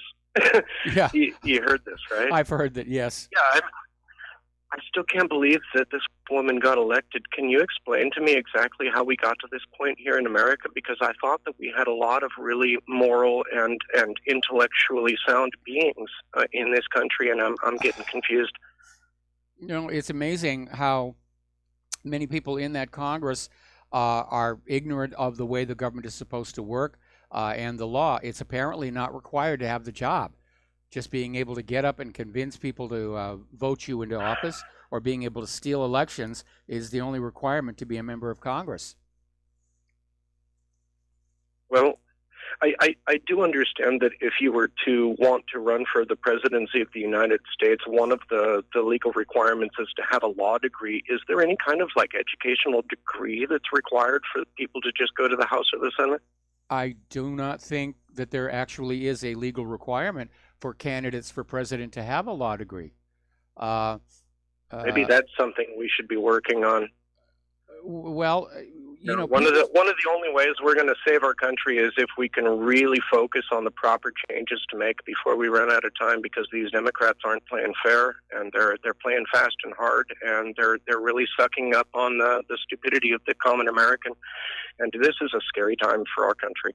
It's very, very scary because, the leftists are clearly attempting to, if necessary, by force, basically have a soft coup d'etat in this country so that liberalism will reign forever and conservatives will go away. But this Ocasio-Cortez, apparently she's out there saying now that she thinks it's going to be okay for incumbent Democrats to be challenged in 2020. And she's starting to say some really radical stuff. She was campaigning all this during the midterms on the current Democratic leadership and how terrible they were and they all needed to go. Now she's in Washington, D.C., and she's all buddy-buddy with them, and they're all friends and just getting along wonderfully. It's typical politics here. Well, another scary thing about her is that she's been caught calling for the removal of all whites from power and all kinds of really strange, unscripted things. And I'm just really worried about the future of our country, because I've really been a conservative, patriotic, much like your wife, Christian American. And I'm not knocking where you're coming from, because I've had both sides of the objective. I started out life as an agnostic, so I get it, and I'm not going to give any judgment. But when I look at it, when I just look at the moral value that represents what our country was founded on, I think that if we lose our morality as a populace, I think there's a very good chance that we're going to end up losing our entire country. I agree. And I was just wondering if you thought that there was a way that we could get out of it. What can we do as Rivero's Rangers out here on our own to try to start gathering some kind of momentum towards a positive end. If there's anything we can do, I really appreciate it any time during your show that you come up with a good idea like that you put it out our direction. A lot of us out here not only listen to you, but we're willing to sit down there in front of the keyboard and try to figure out what we can do about it and who we can spread it to and what it might mean. And a lot of us are relying on you because everything is getting so confusing at this point. It's hard to keep up on the news. It's like I said at the beginning of the call, where did you get that information? Because I'm looking all over the news all day today. It's my day off, and I didn't see it until you mentioned it. Now I found it. Yeah. Now I found it. But, It was without just your lead, I would have breaking been story. blind. Well, Yeah, as without far as the your lead, I future of would the have been United blind. States of America, I think we're past the point where this country can be repaired. I think it's You irretrievable. really do think we're past the Rubicon? Yeah, You really do think we're past I the do think Rubicon? we're headed for a Soviet Union style collapse, or worse, we're going to get into a world war that we are going to lose. And right now, the most So what can we do? What can we do as Americans with moral value to try to exist and live through this so we can preserve those morals? basically guess that would be the get next on out question. there and connect with other Americans who believe in having strong moral values, and just start learning how to re-network with them. One of the ways in which the liberals really got going was this whole community organizing thing, where they're pulling together people who think exactly the same way that they do, and they just start agitating. And conservatives tend not to do that. We tend to sort of be stay-at-home people, work at our jobs, because we have jobs, we have things that we have to do, which puts us at a disadvantage to a lot of liberals who are basically just coasting along. So, but right now, spreading education is the most important thing that we can do, and just explain to people.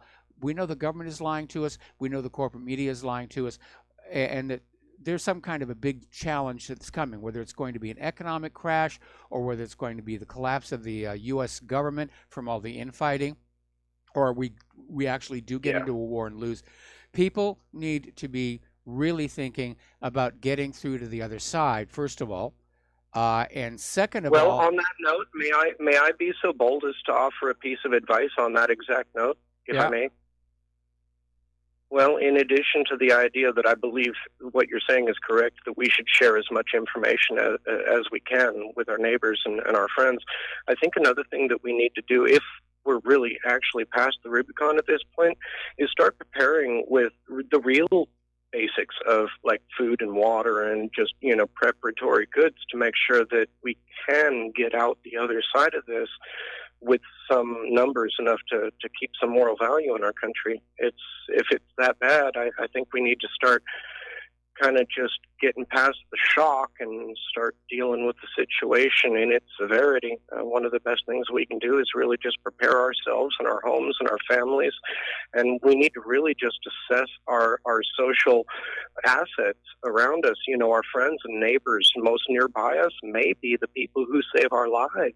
When it Absolutely. comes to a very uncomfortable situation. We have to bring back the neighborhood, and we're starting to see indications. People are starting to turn away from social media and go back to just being human beings. And yes, your friends and neighbors that you live near, that's going to be the mutual support structure to get through the hard time. And the important thing is to convince them that, there are going to be some tough times coming here. And you can live in denial if you want, and certainly the government and corporate media want you to think everything's going to be just fine.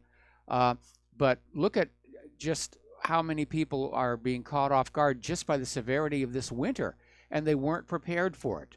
And the same thing is going to be true. Well, if you fail to prepare, Mike, if you fail to prepare, you're preparing to fail. Absolutely. Absolutely. Okay? Hey, you have a great day. I wish you the blessings that I can, and you and your wife. I pray for you guys, although it means a lot more to her than you. Don't worry, you're getting the benefits of it. I appreciate I really wish you guys the best. Thank you. Yes, sir. All right, You have a thank good you day. very much. Aloha, We're going to Mike. let you go. Going to switch over to Mark in Montana. Aloha, Mark. Welcome to the show. What's on your mind? Howdy, Michael.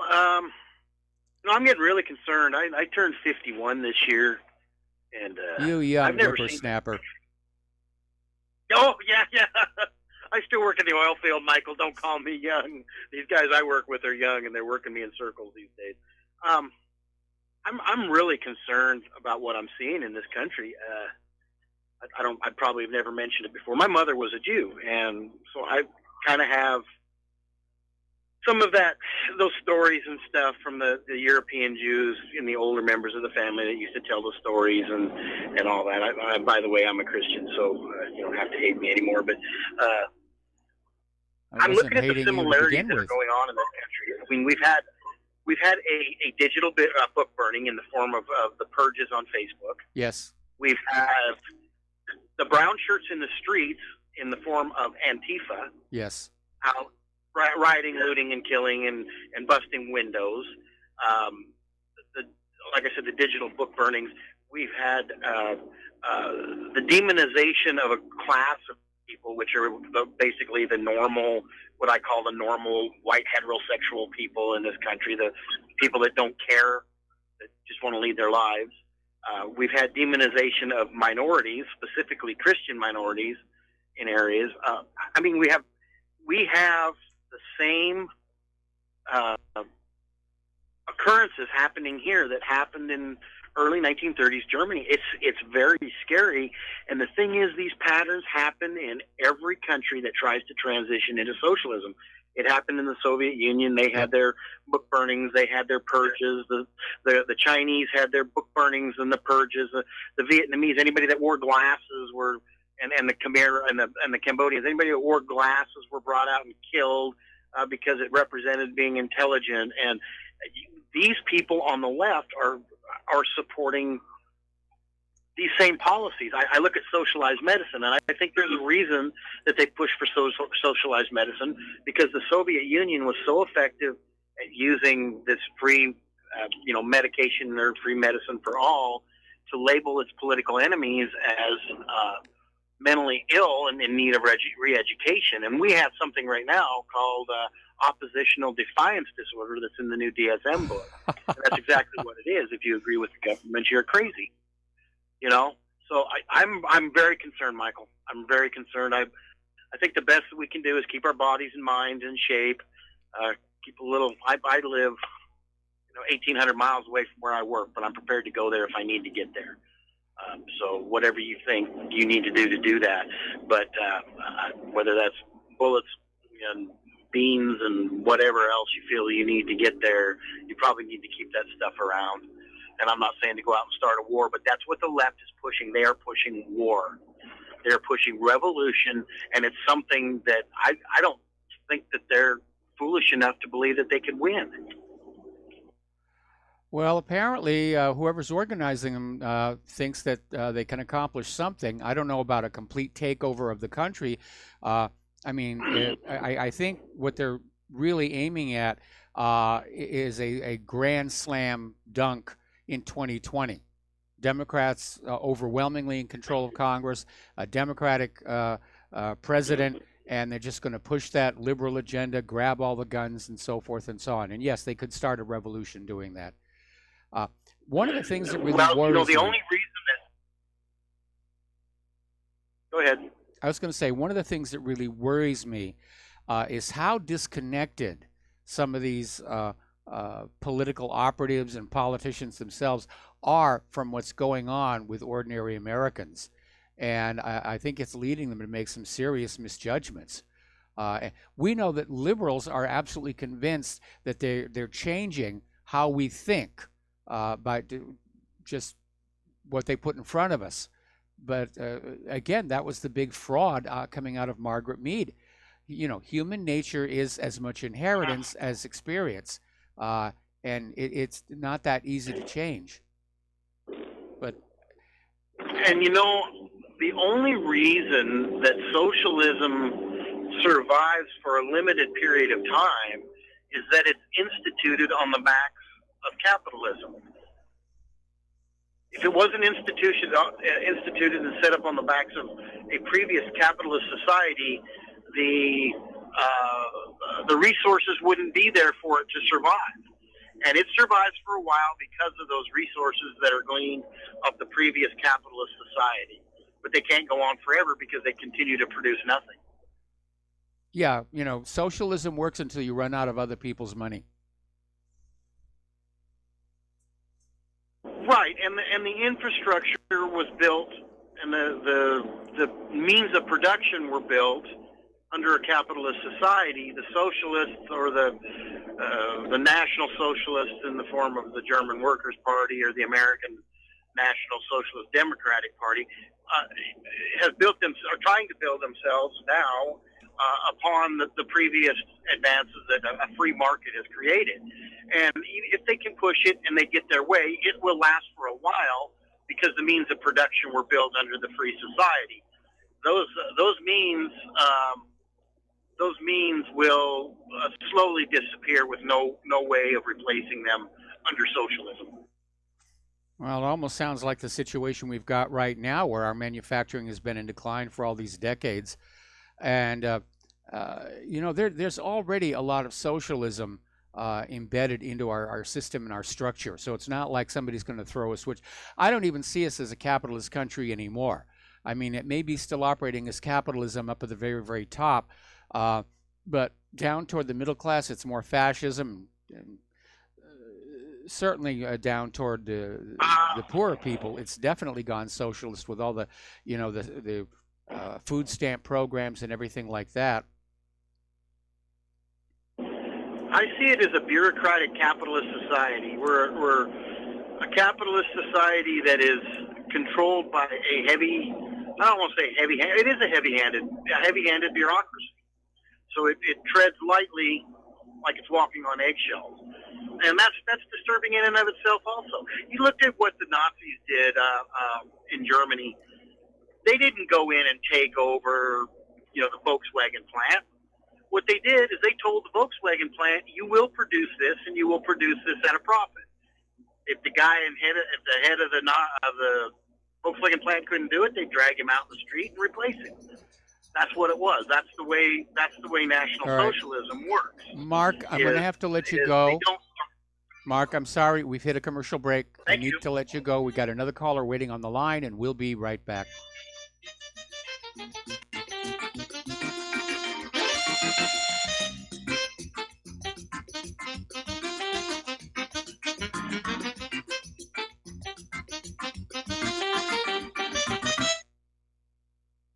This is too good to be true, except this time it is real. 100%. No joke. How about a $25,000 membership to Front Sight Firearms Training Facility as a thank you bonus for a one-time donation to RBN of only $500? It is a Commander lifetime membership with no yearly fees or dues. The training is free for the rest of your life with over 50 different classes. Then leave it to your designated beneficiary. You provide the approved firearm, holster, ammo, eye, and ear protection. Many features and bonuses are included, more than you would ever expect or believe. This is the ultimate graduation present, wedding gift, etc., etc. See the details. Go to RBN's webpage and frontsight.com to make it happen. You will hear this offer only on this radio network. Help keep RBN alive. Tell 5. Many people write us about their experience with Extendivite. Allow me to read you one from Amazon.com. I just wanted you to know I saw my doctor and I laughed because he said, I don't know what you're doing, but keep doing it. I have been taking Extendivite. I had borderline high blood pressure, heart flutter, high cholesterol. I changed my diet and included Extendivite with an amazing turnaround for the better. A few months later, I had a doctor's appointment and took a stress test. I passed. No heart flutter. Blood pressure was perfect. My doctor even took me off my medicine. I thank you truly from the bottom of my heart. This stuff works, and I'm so grateful for Extendivite. Thank you, Justin G. Tell us your story. Get Extendivite today. Call 1-877-928-8822 or visit heartdrop.com. Extend your life with Extendivite. Ladies and gentlemen, J.R. Moore here. As most of you know, my regular listeners, I offer energy cleaners for sale at my website. If you don't have a clue what I'm talking about, go to my website, thelibertyman.com. Educate yourself about these marvelous healing devices. We focus on pain mitigation and getting a great night's sleep. Arthritis pain, joint pain, back pain, doesn't matter. Keep in mind, I offer from me to you personally a 30-day money-back guarantee. That's what I do. Energy Cleaner is $285, shipping included to American zip codes. You can educate yourself all about the Energy Cleaner right there at my website, the patent application, the wonderful testimonials. Be sure and check out the factory-made fitted mattress pads to go with the Energy Cleaner. Now, I offer from me to you personally a 30-day money-back guarantee. That's what I do. I have a toll-free order line, or you can order it right at my website at thelibertyman.com. The toll-free order line is 800-592-9543. I say again, 800-592-9543. Thank you. If you got the money, honey, we got the bombs. We'll plant them anywhere you like and blow up anyone. Whip this world into a frenzy, killing babies, dads, and moms. If you got the money, honey, we got the bombs. If you got the money, well, we won't say we did. And aloha, America. Welcome back to our show here. And we're going to take one more phone call. Then we're going to close the lines because I got more news to go through here. So Joe in Oklahoma. Aloha, Joe. Welcome to the show. What's on your mind? A couple callers back, there's a gentleman who was talking about the president needed to have a Juris Doctorate, and all legislators ought to have Juris Doctorates, but no disrespect to him, but I wish that he and others would search out the original 13th Amendment. There's a fellow by the name of Brian Marks. Yes. Did a very great dissertation on that, and I myself viewed this original 13th Amendment in Arlington County Courthouse, Arlington, Virginia, about 20 years ago or so. I don't know if the volume's still there, but it was the statutes of Virginia and laws of the United States in 1817. And the 13th Amendment then isn't the 13th Amendment now. Yep. And what it did is prohibited anyone with a title of nobility, and Esquire is a title of nobility, which most attorneys and lawyers carry. Their shingle behind their desk says Esquire. They are a noble. They were prohibited from holding public office. I wish that he would go look at some of that, and we need to reinstitute civics. The American people have taken the bait, hook, line, and sinker. If you voted Republican, you helped lead to this demise. Not that Democrat would have been any better, because think about the Patriot Act came in under Bush. Kavanaugh, he's a great Second Amendment supporter, but he helped get the Fourth. And the list goes on and on and Obamacare, everybody blames Obama for Obamacare, but it was Mitch McConnell and Paul Ryan, both Republicans, that put it out on the floor for a vote. And we had a Republican majority in both houses. And guess what? It was the Republicans that sold us down the tubes. We already know the Democrats are going to, but the Republicans are the sheep in wolves' clothing. If you vote for Democrat or Republican, you're voting for your own demise. And yes, I agree with you. There isn't any saving it. You just as well hunker down and get ready for the worst, because the horses are, the whole herd's already left the corral. And with that said, I thank you for your time. All right. Well, Joe, thanks an awful lot. We're going to let you go here, and we are going to close the phone lines. And the gray area here, though, is that the original 13th Amendment, and Joe is correct, there was an amendment, number 13, which kind of mysteriously disappeared. And they hoped that nobody would notice. And it was the Titles of Nobility Amendment. And its original intent was that nobody could run for office in the United States of America if they carried an inherited title from one of the European ruling families, because one of the lessons coming out of history was just how convoluted things got when you had all these princes and lords who were intermarrying across borders and bringing along their titles with them. And it got to be very complicated. Now, whether the idea that judges and lawyers are called esquire really qualifies as a title of nobility, that has been up in the air quite a bit. So that's where it gets a little bit gray. But that 13th Amendment went away, and in its place we got the one about involuntary servitude. We'll be right back after these station identification.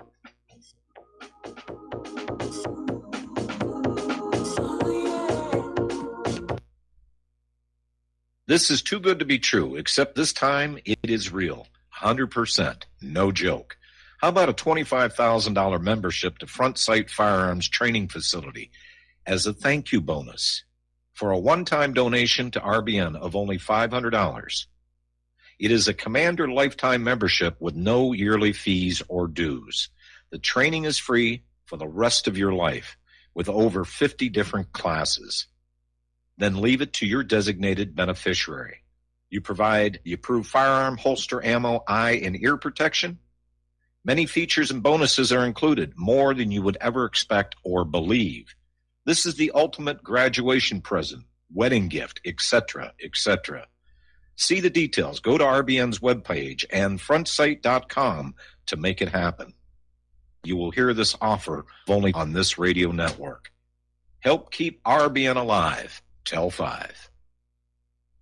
You're listening to the Republic Broadcasting Network, because you can handle the truth.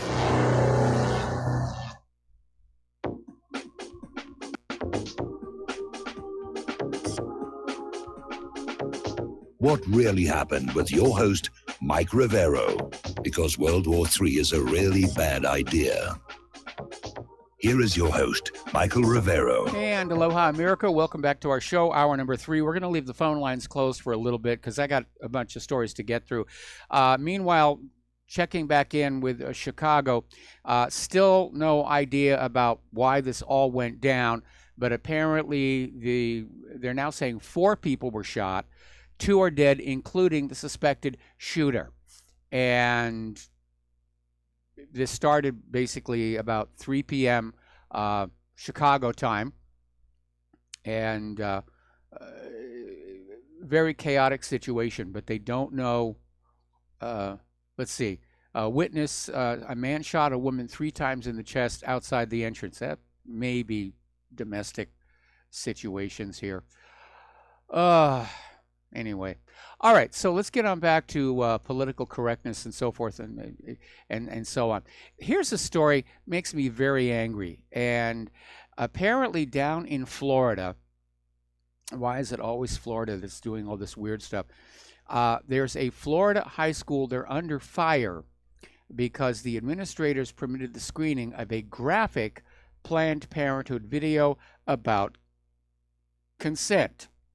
And the video was produced by Planned Parenthood, presented by the Safe Place and Rape Crisis Center, and it was shown to students in Sarasota County high schools in order to teach them what consent means.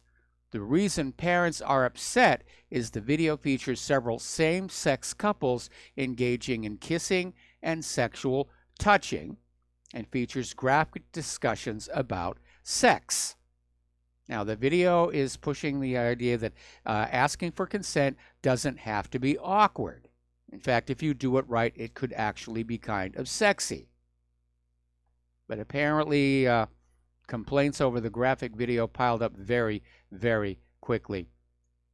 Now, remember Celine Dion? Singer, celebrity.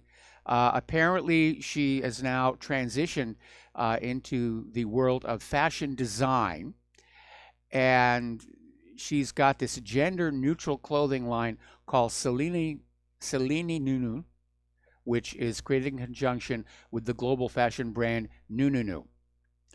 And basically, she's got this commercial that came on out where she's walking down this maternity ward, and on one side are all the little blue cribs, and on this side are all the pink little cribs. And Celine waves her wand, and everything just gets turned to gray, pushing this whole idea of gender neutral or genderless,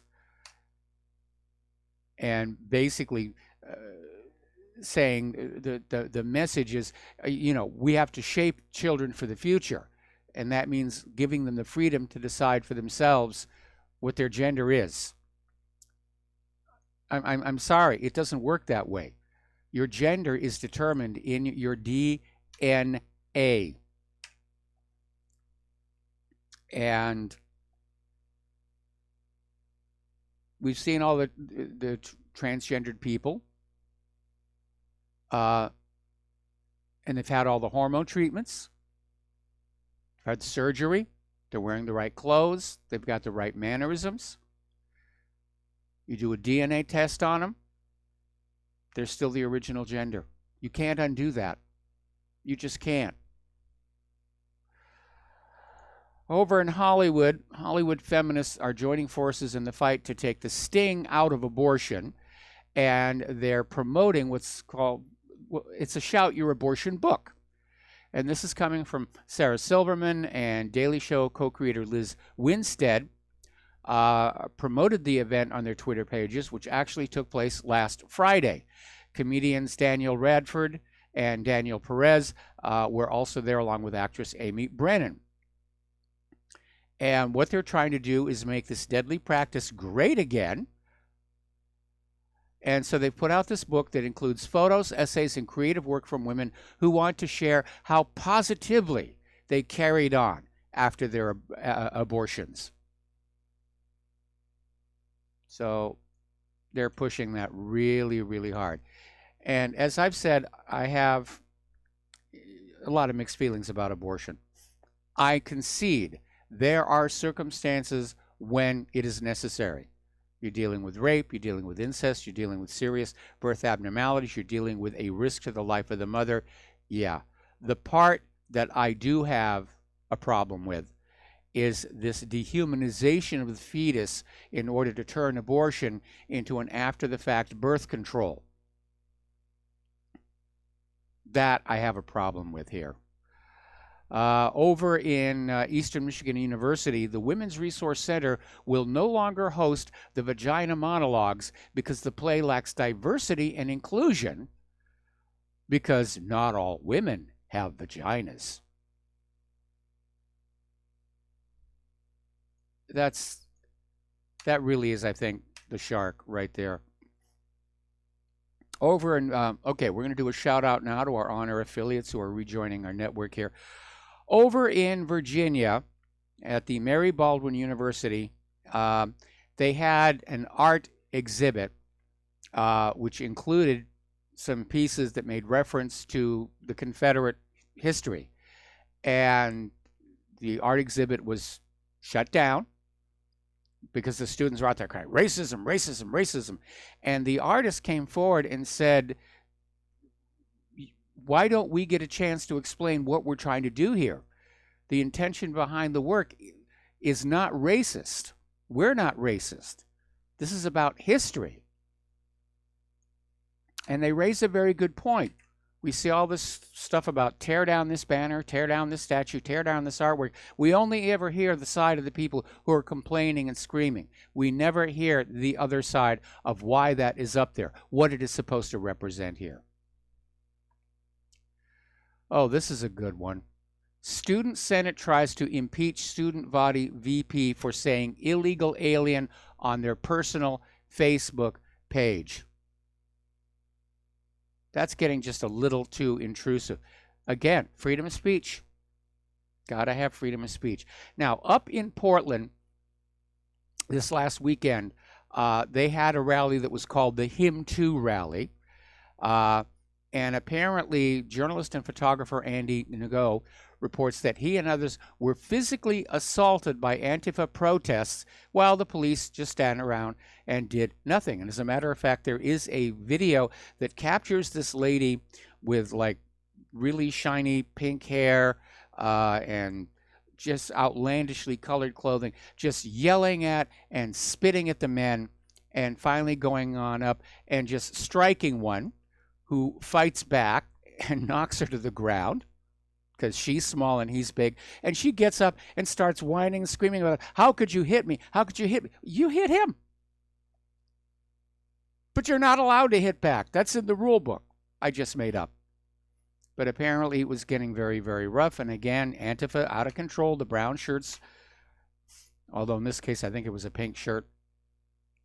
And again, the police not doing anything about it here. Okay, getting into, well, this is an interesting story. Over in Great Britain, the telecoms watchdog Ofcom has fined Virgin Media and EE £13 million for overcharging users for terminating their contracts early. Now, you know, when you get involved with any of these companies, you have a contract. And if you want to leave your contract early, there is a fee. Apparently, Virgin Media and EE were overcharging, and they got caught doing it. And now, of course, they're being fined for it. So look at the way this works. The customers of these companies got overcharged. The companies got sued. The money goes to the government. Just think about that a little bit here. Out in California, they're finally getting a break. The winds have died down on the California fires. There's actually starting to get some rain as well. PG&E is acknowledging their culpability in the starting of the fire, so they're going to be looking at all kinds of lawsuits. Right now, the official death toll is 63. More than 1,000 are still missing. And this long after the fact, I think that when it's all done, and it's going to take a long, long time to search through all this burned out forest, I think we're going to see a lot more people who died. I can imagine that if Southern California, well, California in general, is anything like here in Hawaii, a lot of homeless people were living in those forests. And they may have gotten caught. So we'll see. As a matter of fact, California has brought in war zone DNA experts to identify the victims because of the condition the bodies have been left in by the fire. Oh. And a lot of people are still talking, well, those celebrities, they deserve to lose their home. No, nobody deserved to lose their homes. Anthony Hopkins' house was just absolutely left untouched. His neighbor's house just went up. Fires can be like that. They can hop hither and yon, and, you know, of course, it depends on what Anthony Hopkins' house was made out of. It may have been built to be fireproof. Remember when they had that big hurricane down in Florida, and there was that one house right on the beach that had been built to withstand 600-mile-an-hour winds, and it was still in perfect condition. If you're willing to spend the money to make your house fireproof or hurricane-proof or earthquake-proof, it will be so. Now, last week we were talking about how Pierce Brosnan was very upset because he'd had to abandon his mansion, beachside, with his wife, and then later on he showed up at a press conference to very tearfully ask for financial help for everybody who lost their homes. Well, good news for him. It turns out his home, like Anthony Hopkins, was spared. Little bit of damage, little bit of scorching, going to be easy to fix, and so good for Pierce and his wife that they did not lose their home and everything in it. That's one of the things that really hurts about a fire. And because I've been through a house fire myself, and we were lucky. We got it put out before the fire department even showed up. But sometimes these wildfires can hit so fast, you don't have time to grab anything. You know, your important papers, your memorabilia, your heirlooms. Basically, you got time to grab yourself, your family, your pets, the car keys, and you're gone. So maybe that's something you ought to take into account for your prepper kit, is having a folder in it with copies of various legal documents. that you need to have, like your Social Security card, your passport, things like that you're going to have. Okay, now here's a good question. This came on out from the Economic Collapse blog. It's saying, if America is such a happy place, why is the suicide rate up 34% since the year 2000? And it's a legitimate question, and it's a legitimate number, because I went on out and I checked. And yeah, a lot more people are committing suicide here in the United States than they did 18 years ago. Economic pressure is obviously one part of it. Too many antidepressants could be another aspect.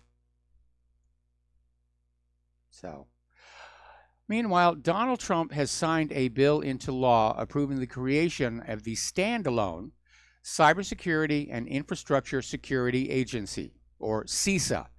And basically, the CISA Act reorganizes and rebrands the National Protection and Programs Directorate, or the NPPD.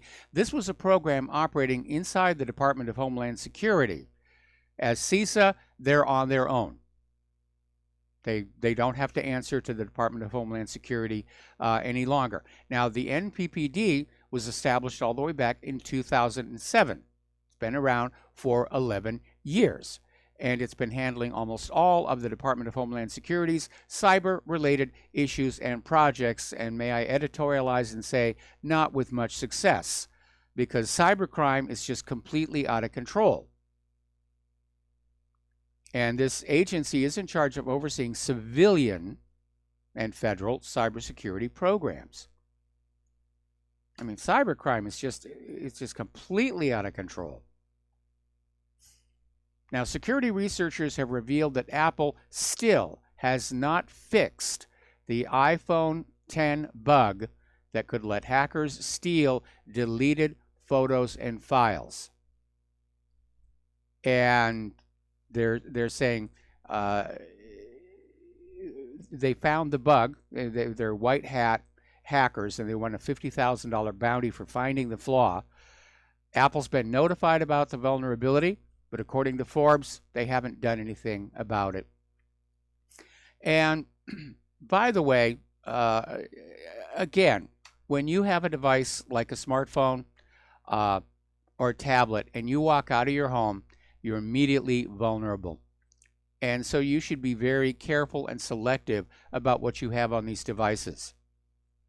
Now, Claire and I both have iPhones. We don't have our banking information on there. We don't have credit card information on there. Mostly it's about text messages, browsing the web, making phone calls, FaceTime, things like that. And that's coming out of experience, because remember in the heyday of the contactless credit cards that had the little radio chip inside, Claire got hit. I think it was about 5 Christmases ago.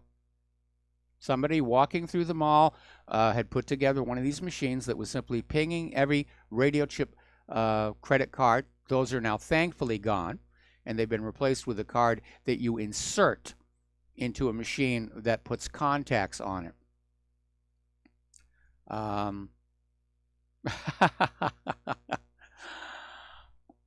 Great one. Somebody just sent me a comment, and they said, could you explain to me why I'm supposed to accept transgender people for who they are when they themselves could not do so? It's a valid point. All right. Apple and Samsung have been fined for deliberately slowing down the older phones. Now, Apple and Samsung are still insisting that this was done to maximize battery life.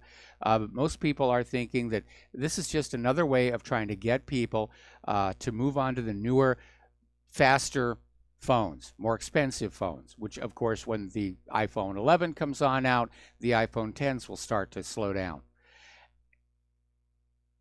And it's kind of hard not to know what's really going on. There have been accusations that the manufacturers of operating systems for desktop computers deliberately start to cripple them when the new version comes on out. You know, Windows Millennium Edition, which was never great to begin with. Boy, did it start to show major problems just before XP came out. That kind of thing. Alrighty, article coming on out from Investment Watch blog, basically saying when you Google something and the first thing you are shown is Snopes, it may lend credibility to the very conspiracy Snopes is trying to disprove. Now remember, Snopes has been identified as a gatekeeper. They are not the good guys.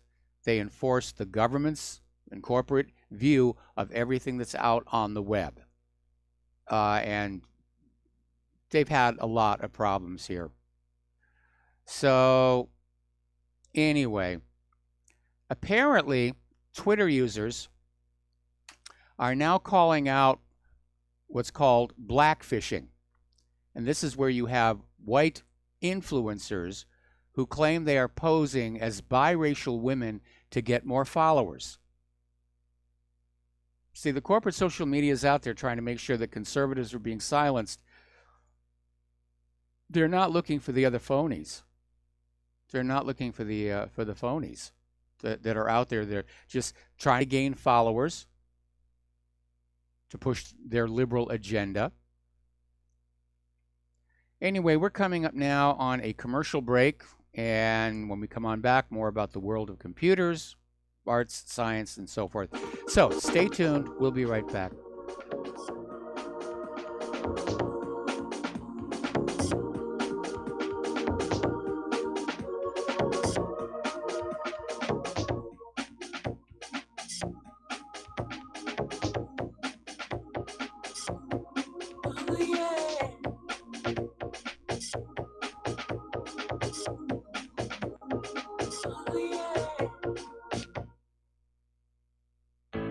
Many people write us about their experience with Extendivite. Allow me to read you some from Amazon.com.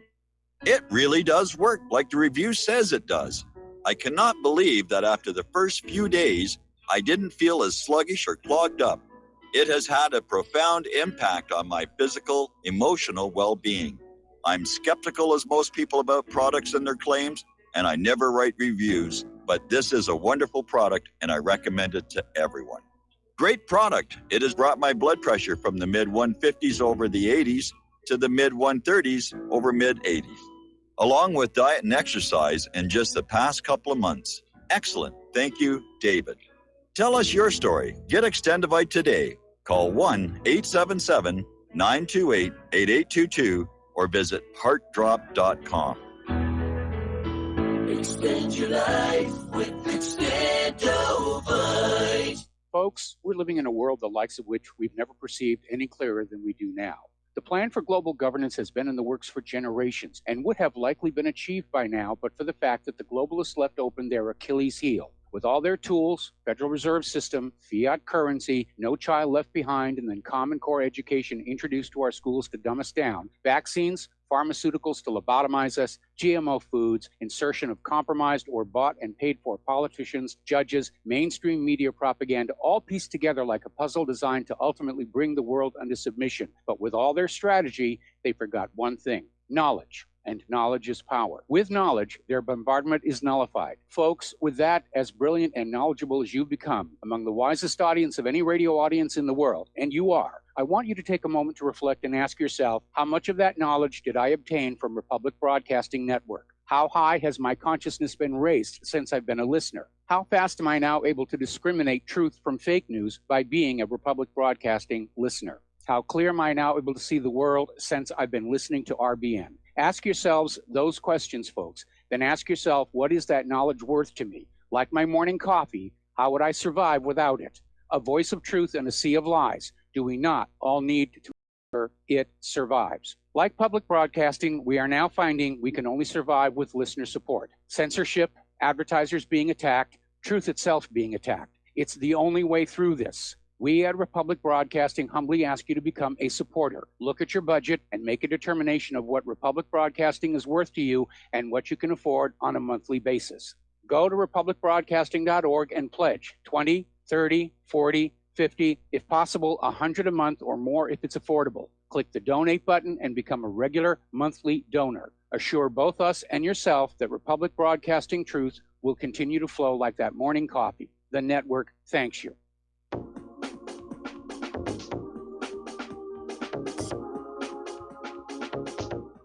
What Really Happened with your host, Mike Rivero.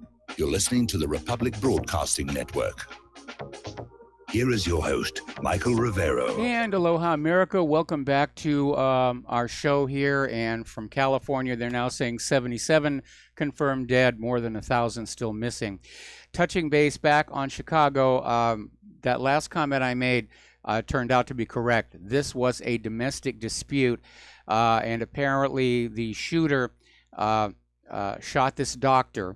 Apparently they had been engaged, and the doctor broke the engagement off, and apparently all this red flagging stuff, that doesn't work either. Okay, getting on back to social media and computers. Apparently, as far as Twitter is concerned, saying that men aren't women now qualifies as hateful conduct on Twitter. Megan Murphy, editor of Canada's leading feminist news portal, Feminist Current, was recently informed by Twitter that 2 of her tweets had violated the platform's rules against hateful conduct. One of the offending tweets stated that men aren't women, and the other asked, "How are trans women not men?" Men aren't women. I'm sorry. Again, check the DNA. Now, over at Facebook, there's a big stink brewing, and Facebook may be in kind of trouble. Their stock has now been in decline for something like 3 months, and a lot of it has to do with people just, really responding to all that open censorship. It's going to be a long, long time to counter that. But apparently, when Facebook was dealing with all of this criticism, they hired a public relations firm to discredit critics by claiming that anybody criticizing Facebook were agents of George Soros. Now, this was reported in the New York Times. Facebook is out there saying, this is nonsense. And obviously, Facebook is no longer a popular company. There have been all these privacy and data leaking scandals, half-hearted apologies, and an ongoing obvious effort to clamp down on independent news media have kept Facebook and its CEO Mark Zuckerberg in the headlines for all the wrong reasons. So apparently, investors are now calling on Zuckerberg to step down as chairman because this idea that they hired a PR firm to smear their critics, that's not looking good either. So last Friday, Facebook's chief operating officer, Sheryl Sandberg, pledged a thorough review of its use of this conservative consulting firm. So, all right. And in the category of heck hath no fury like a liberal scorned, the media appears to be turning on Facebook and Google. And I think the realization now is corporate media understands Facebook and Google are now their competitors. They're fighting for the same audience. And they may have been all buddy-buddy and working together back in 2016 when they were out to get that gosh darn Donald Trump. But big media has discovered that their big tech sweethearts betrayed their affection and trust. They're just another bunch of predatory, profit-maximizing monopolies. So that'll be good to see the corporate media and corporate social media have at each other. That will be fun. Polls are now showing that Americans are turning on social media, or actually turning off social media. The majority now think it hurts democracy. Now, last year, 43% of U.S. adults thought social media hurt society. That increased to 57% this year. Both Democrats and Republicans have soured on social media, as Republicans have claimed censorship of conservative voices, which we certainly know that was true. And Democrats have complained about the use of targeted ads that they say can be used to discriminate against minorities. Boy, they're just not making anybody happy. Now, here's an interesting little story. And I may have mentioned this last Friday, but I don't remember, and so I'm going to repeat it. Basically, this is down in Texas. There was a man who was facing 99 years because his former girlfriend claimed that he attacked her and slashed an X in her chest. And fortunately, he is not going to jail because his mother found this selfie that was date stamped showing that the accused man was some 65 miles away from the girlfriend at the time the attack supposedly happened. She cut the X on herself. She wanted to destroy his life, destroy his career. Okay. Here's another article, and I'm certainly in agreement with this one. This is from LibertyCryer.com. 80% of Americans think political correctness is a problem. And, of course, the far left is out there. They still think PC is great. PC is their God. Bow down to almighty PC. But the vast majority of Americans think it's a problem. And they're tired of the liberal whiners using it as an excuse to try and control everybody's life around them. By the way, what do you have when you have a bunch of liberals down in the basement? A wine cellar. We'll be right back.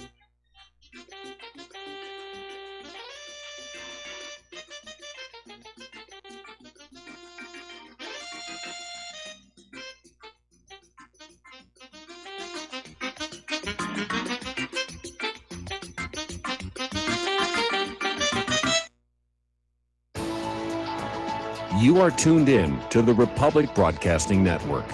Visit our website by going to republicbroadcasting.org.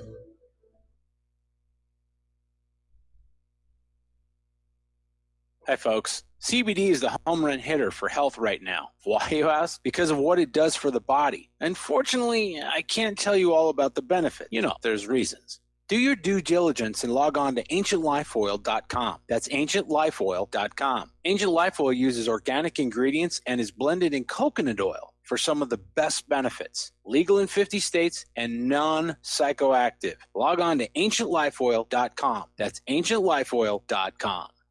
Do you worry a lot? Whether you're a college student, busy professional, parent, or grandparent, ongoing stress and elevated levels of the stress hormone cortisol can rob your memory, your health, and your future. Now you can combat the effects of stress and anxiety while improving your memory and recall at the same time with the dietary supplement Calm and Clever. Studies show that the ingredients in Calm and Clever reduce cortisol by as much as 30% in 1 to 2 weeks. Call 1-800-758-8746 or calmandclever.com.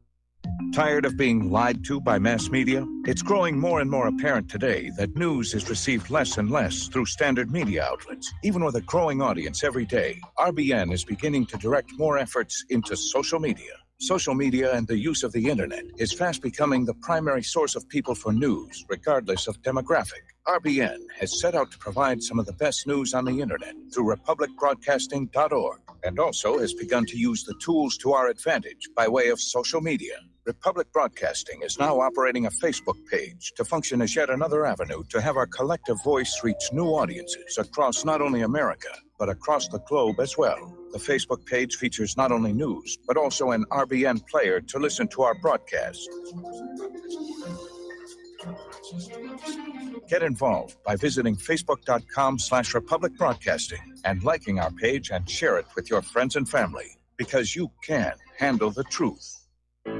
Many people tell us about their experience with Extendivite. Just listen to what Glenn has to say. Prior to taking it, I had diabetic neuropathy. The Extendivite reduced that significantly. Acid reflux was reduced. I had athlete's foot, very severe. Trimmed that down to about 75% dandruff, almost completely gone. I had occipital neuralgia at the base of my skull. I was having migraines, reduced by about 90%. Heart palpitations, my heart would kind of stall out. I would skip a beat. Very uncomfortable.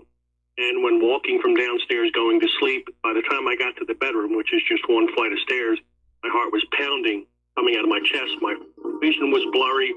This completely solved that problem. Great product. Thanks. Tell us your story. Get Extendivite today. Call 1-877-928-8822 or visit heartdrop.com. Extend your life with Extendovite.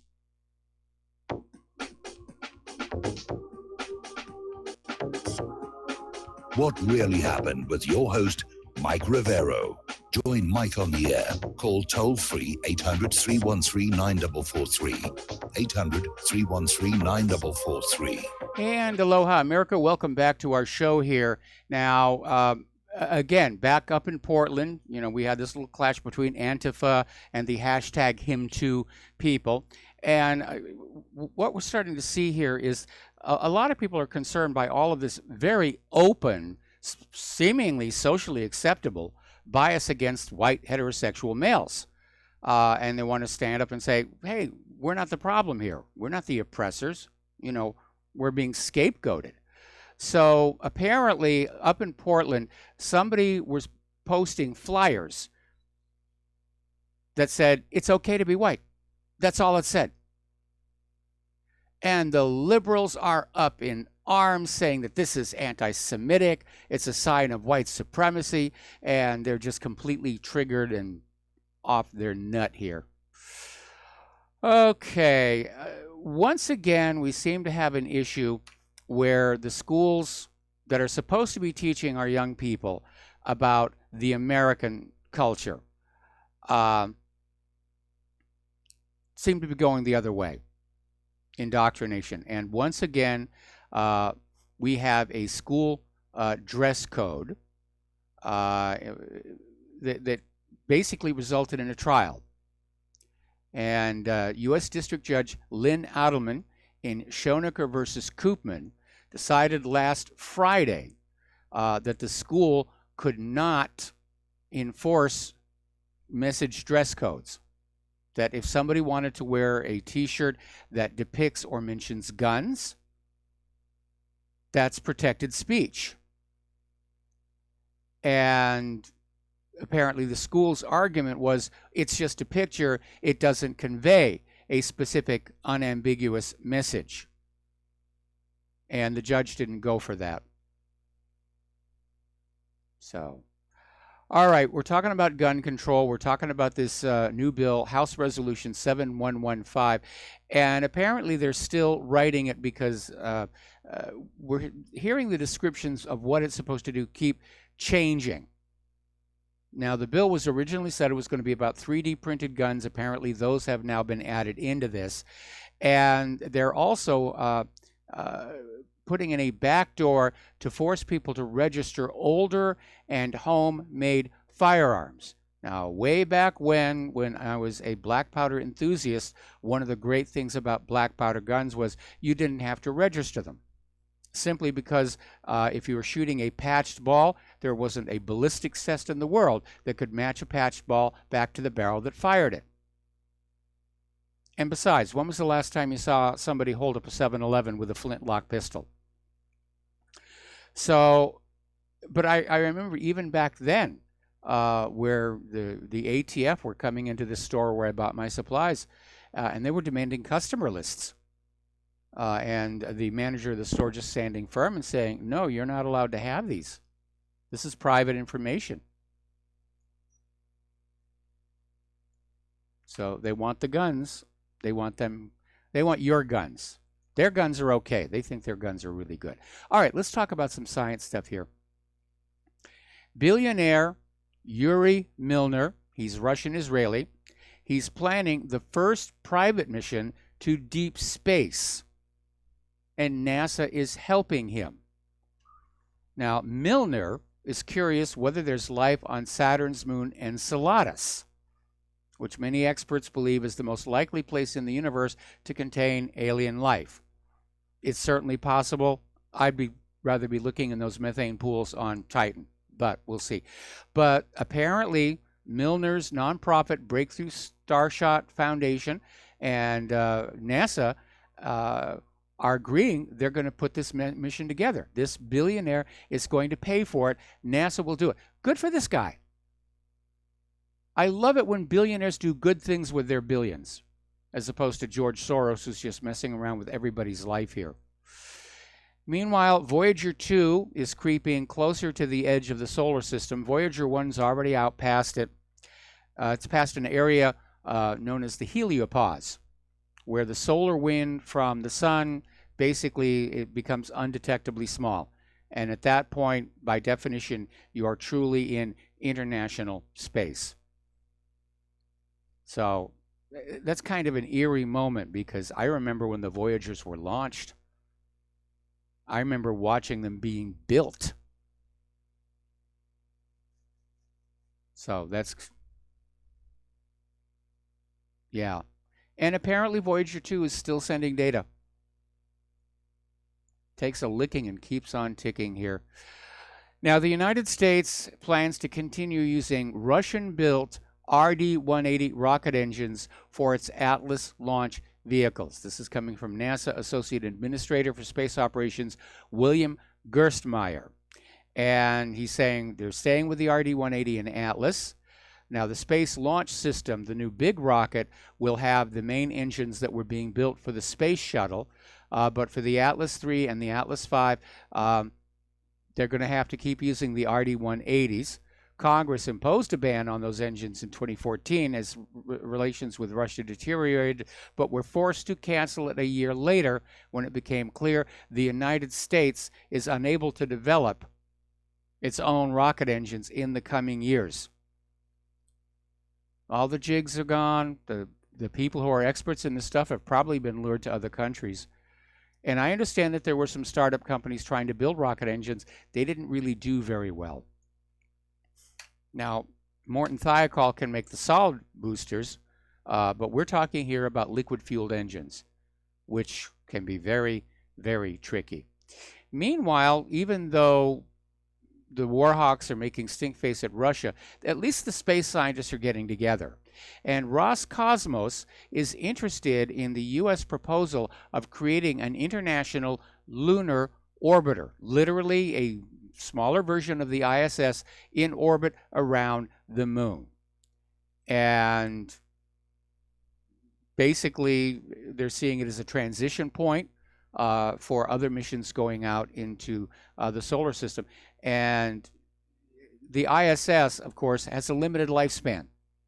They have not figured out a way to make these things last a really long time. They're constantly being ground down by micrometeors. In fact, some of the surfaces on the ISS are now so roughened by the micrometeors, it actually can slice the cloth protective covering of their gloves. Hasn't penetrated the gloves, didn't lose any air, but it can be a little unnerving when you're done with your mission. You go back inside and the tips of the cloth glove, the protective outer glove, are shredded up here. But Russia's talking about, hey, let's do this one together. And Russia might be in a good position to help us because Russia has developed a spacecraft capable of delivering 3.5 tons of cargo into orbit. And they're basically saying this is about ready to go.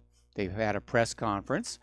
A Soyuz 2.1 carrier rocket is planned to be used to deliver the spacecraft into orbit. That's a lot of weight. That is a lot of cargo. But at some point, somebody's got to crack the puzzle of how do we get cargo of that weight into low Earth orbit much less expensively, because that's actually the big part of the cost of any space project, just getting it out of the Earth's atmosphere up into orbit. So I have to look on that, my copious amounts of free time here. Russia is sending a humanoid robot that will be going to the International Space Station. The project is called Tester, and it's an autonomous robot that will perform work inside the manned spacecraft inside the Russian segment of the ISS. Now, the first copy of the robot will fly aboard a Soyuz spacecraft, and the second one will follow soon after. So apparently this robot, the Teledroid, is designed for work on the Russian station's, the space station's Russian segment. And I remember seeing a video a while back that Russia wanted to build a robot that would basically crawl along the struts, the truss structure, and would have an upper humanoid body that was tools and arms and cameras and sensors, but it was basically just crawling along the truss to get where it needed to go. Kepler has been put to sleep. We knew this was coming. It was out of fuel. NASA has sent the final shutdown command. They call it the Goodnight Command. And what it is, it's an order to shut down the command receiver so that Kepler will not pick up anybody's signals in the future and accidentally misinterpret them and send out other signals. It's basically a precaution to make sure that once a satellite or spacecraft is shut off, it stays shut off, that there are no surprises down the road. Now here, next one is going to be really, really weird, okay? Over in Great Britain, this is being reported on 12160, Piers Morgan, who's this presenter on Good Morning Britain, was basically talking to this animal rights campaigner, Wendy Turner Webster, who said that guide dogs for the blind should be abolished because they don't consent to work. And of course, Piers Morgan just was stunned. And so, Wendy said that there are welfare issues within guide dogs. She says a quarter of them do not become guide dogs, and they have to go to rehoming systems. That's true. Many years ago, I helped raise puppies for the Seeing Eye program. We would have a puppy for a year, then we'd take it on down, get a new puppy. And not all of them make it through the training. But basically, Piers Morgan came back to her and said, how do you train your dog? And Wendy says, well, yeah, she had to train her dog for her safety. And Piers said, how did you get your dog's consent to teach it how to sit, to obey your human orders? Do you ride horses? Did you get your horse's consent to have you charging along on top of it? And of course, Wendy started getting defensive. She looked flustered. She said she is responsible with her animals, so it is a completely different situation. In other words, okay for her, but not for other people. And Piers came on back and said, so because you're responsible, it's fine for you not to have to get consent. And then Wendy kind of lost it and said, you're mixing up the issue. You're saying it's about consent. And Piers said, you're the one who was saying it was about consent. It's amazing here. All right, let's get back to the Vatican. This actually happened a little while ago, but I kind of want to finally get this taken care of. The Vatican has ordered the U.S. Conference of Catholic Bishops to delay voting on measures to hold bishops accountable for failing to protect children from sexual abuse. Now, in his announcement, Cardinal Daniel DiNardo said he was disappointed by the Vatican's decision. Now, what appears to be going on, well, first of all, the survivors are saying this is absolutely unacceptable because this has been going on for so long. And finally, the church is trying to do something about it and establish some policies. But what appears to be going on here, according to this story in Government Slaves, the Pope is getting ready to resign in February of next year. Now, in September of this year, Pope Francis convened all the Episcopal conferences worldwide for a general meeting to discuss the prevention of abuse of minors and vulnerable adults. And it seems like the reason this order went on out to delay the vote is that Pope Francis wants to impose his own view on the problem before leaving office without having any further interference from the U.S. Catholic bishops.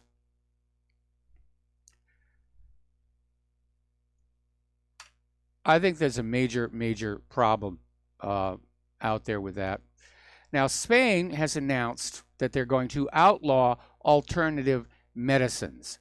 And the two examples they gave were acupuncture and homeopathy. And the Spanish government has declared war on alternative medicine, saying it will eliminate from health centers what it considers a health risk. In other words, this is a war to protect the profits of the giant pharmaceutical corporations. That's what's going on. Now, here's another story, and this is kind of weird. Apparently on November 1st, the body of Alex Azar, Secretary of Health and Human Services, Daniel Best, who was the advisor to Alex Azar, Secretary of Health and Human Services, was found in the garage door exit of an apartment building. This was the guy who was working with Trump to try and bring pharmaceutical prices down. And he was found unresponsive, but pronounced dead on the scene. Apparently, back on the 15th, the D.C. office of the chief medical examiner declared the death a suicide, saying Best succumbed to multiple blunt force injuries and provided no further details. This was reported on Cleveland.com. So apparently this guy, who was the enemy of the pharmaceutical industry, beat himself to death, is what we're being told on this one. And here is another good one that you're going to love here. James Salas of Montrose, Colorado, was diagnosed with Langerhans cell histiocytosis back in 2012. Now, LCH is a rare form of cancer in which an excess of immature white blood cells cause tumors to form throughout the body. Salas was placed on chemotherapy and painkillers for 5 years. His primary doctor quit his case in 2017. Salas found another doctor who examined him and said he had never had cancer. Salas was actually suffering from vasculitis, an inflammation of the blood vessels. Now, the chemotherapy he was on has given him pancreatitis that he will have to live with for the rest of his life. And so Spain wants to basically say, well, you know, we're going to get rid of people taking care of themselves. You will go to the doctors. Remember that Johns Hopkins study? The third leading cause of death in the United States of America is medical mistakes. We're going to take a break for commercials. Back with our last segment of our show after these few words.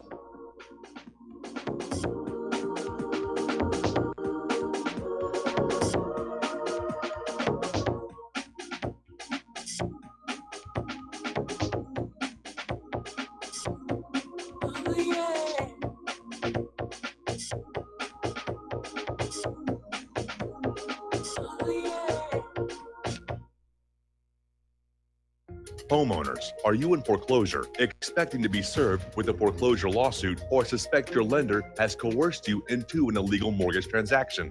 A huge number of mortgages made in the last 10 years have legal issues and are possibly defective. State laws and the U.S. Supreme Court have upheld that defective mortgage documents are grounds for foreclosure defense and for counterclaims in favor of the homeowner. If your mortgage has been sold or assigned since closing the loan, it may be defective and you may be paying the wrong party, and the lender may not have standing or the right to foreclose or collect payments under the law. If you would like to know if your mortgage is legal or not, or know if you are paying the right party, we can help. Our initial consultations are free of charge. We are not attorneys. We are legal researchers and work closely with experienced lawyers who know how to help you find the evidence to help you keep your home. Call toll free 1-855-2-KEEP-IT. That's 1-855-2-KEEP-IT today. Without the right accessories, any guy can be off the mark. Whether you've invested thousands in your arsenal or you own a single trusted firearm, a visit to AROutfitting.com is in order. It's one of the finest online selections of tactical optics and AR parts and add-ons, like EOTech, quick target acquisition with no peripheral loss. Browse the full range of Nikon scopes and binoculars. AROutfitting.com can illuminate your world with Streamlight gun-mounted lights from keychain to large handhelds up to 1,100 lumens. Find some stability with Battenfield tactical bipods. AirOutfitting.com has CMMG gun parts, barrels, assemblies, handguards, part kits, and more. plus magful clips and magazines. I know I've got you excited, so take a breath. Head to aroutfitting.com. The site's super easy to navigate and features a ton of technical info, including links to manuals. We also welcome vendor and manufacturer inquiries. Remember, if you don't see it, we can get it at aroutfitting.com. The First Amendment in the Bill of Rights limits the government's power by ensuring the freedom of speech and preserving the rights of the people. Every day that passes, our rights gradually slip away. It's time to take a stand and let the government know we're tired of losing our rights. LibertyStickers.com will allow you to express your rights and allow millions of people to see you stand up for what you believe in. LibertyStickers.com carries the largest selection of bumper stickers online, ranging from political to humorous, and is your #1 source for Ron Paul for President stickers. As always, you can find your favorite stickers that protest the war and the president. Don't see what you're looking for? Liberty Stickers will custom make stickers that will let you get your message across for all Americans to see. Go to LibertyStickers.com and see pre-made stickers that will get everyone talking. That's LibertyStickers.com or call 877-873-9626. Liberty Stickers, the world's most dangerous stickers.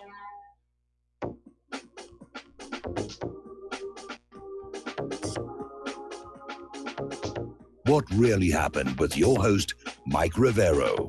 Visit us online at whatreallyhappened.com. Here is your host, Michael Rivero. And aloha, America. Welcome back to our show. Last segment of our program today. And getting on back to what's been going on in France. Remember when I said there's probably a lot of issues, it's more than just the gas. And it turns out that, yeah, one of the other issues they're writing about, apparently France has gone way down the road with speed cameras as a means of generating revenue. And the French are not happy about that either. And again, you reach a point where a population begins to understand they're being pillaged and plundered by their own government. And they're not going to be very happy with that one. Okay, over in Washington, D.C., Alexandria Ocasio-Cortez, or as she's being called over on BitChute, Alexandria Occasional Cortex, is calling for a socialist overthrow of establishment Democrats.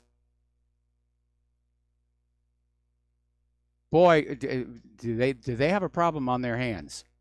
She wants to take apart the existing Democratic core because they're not socialistic enough for her.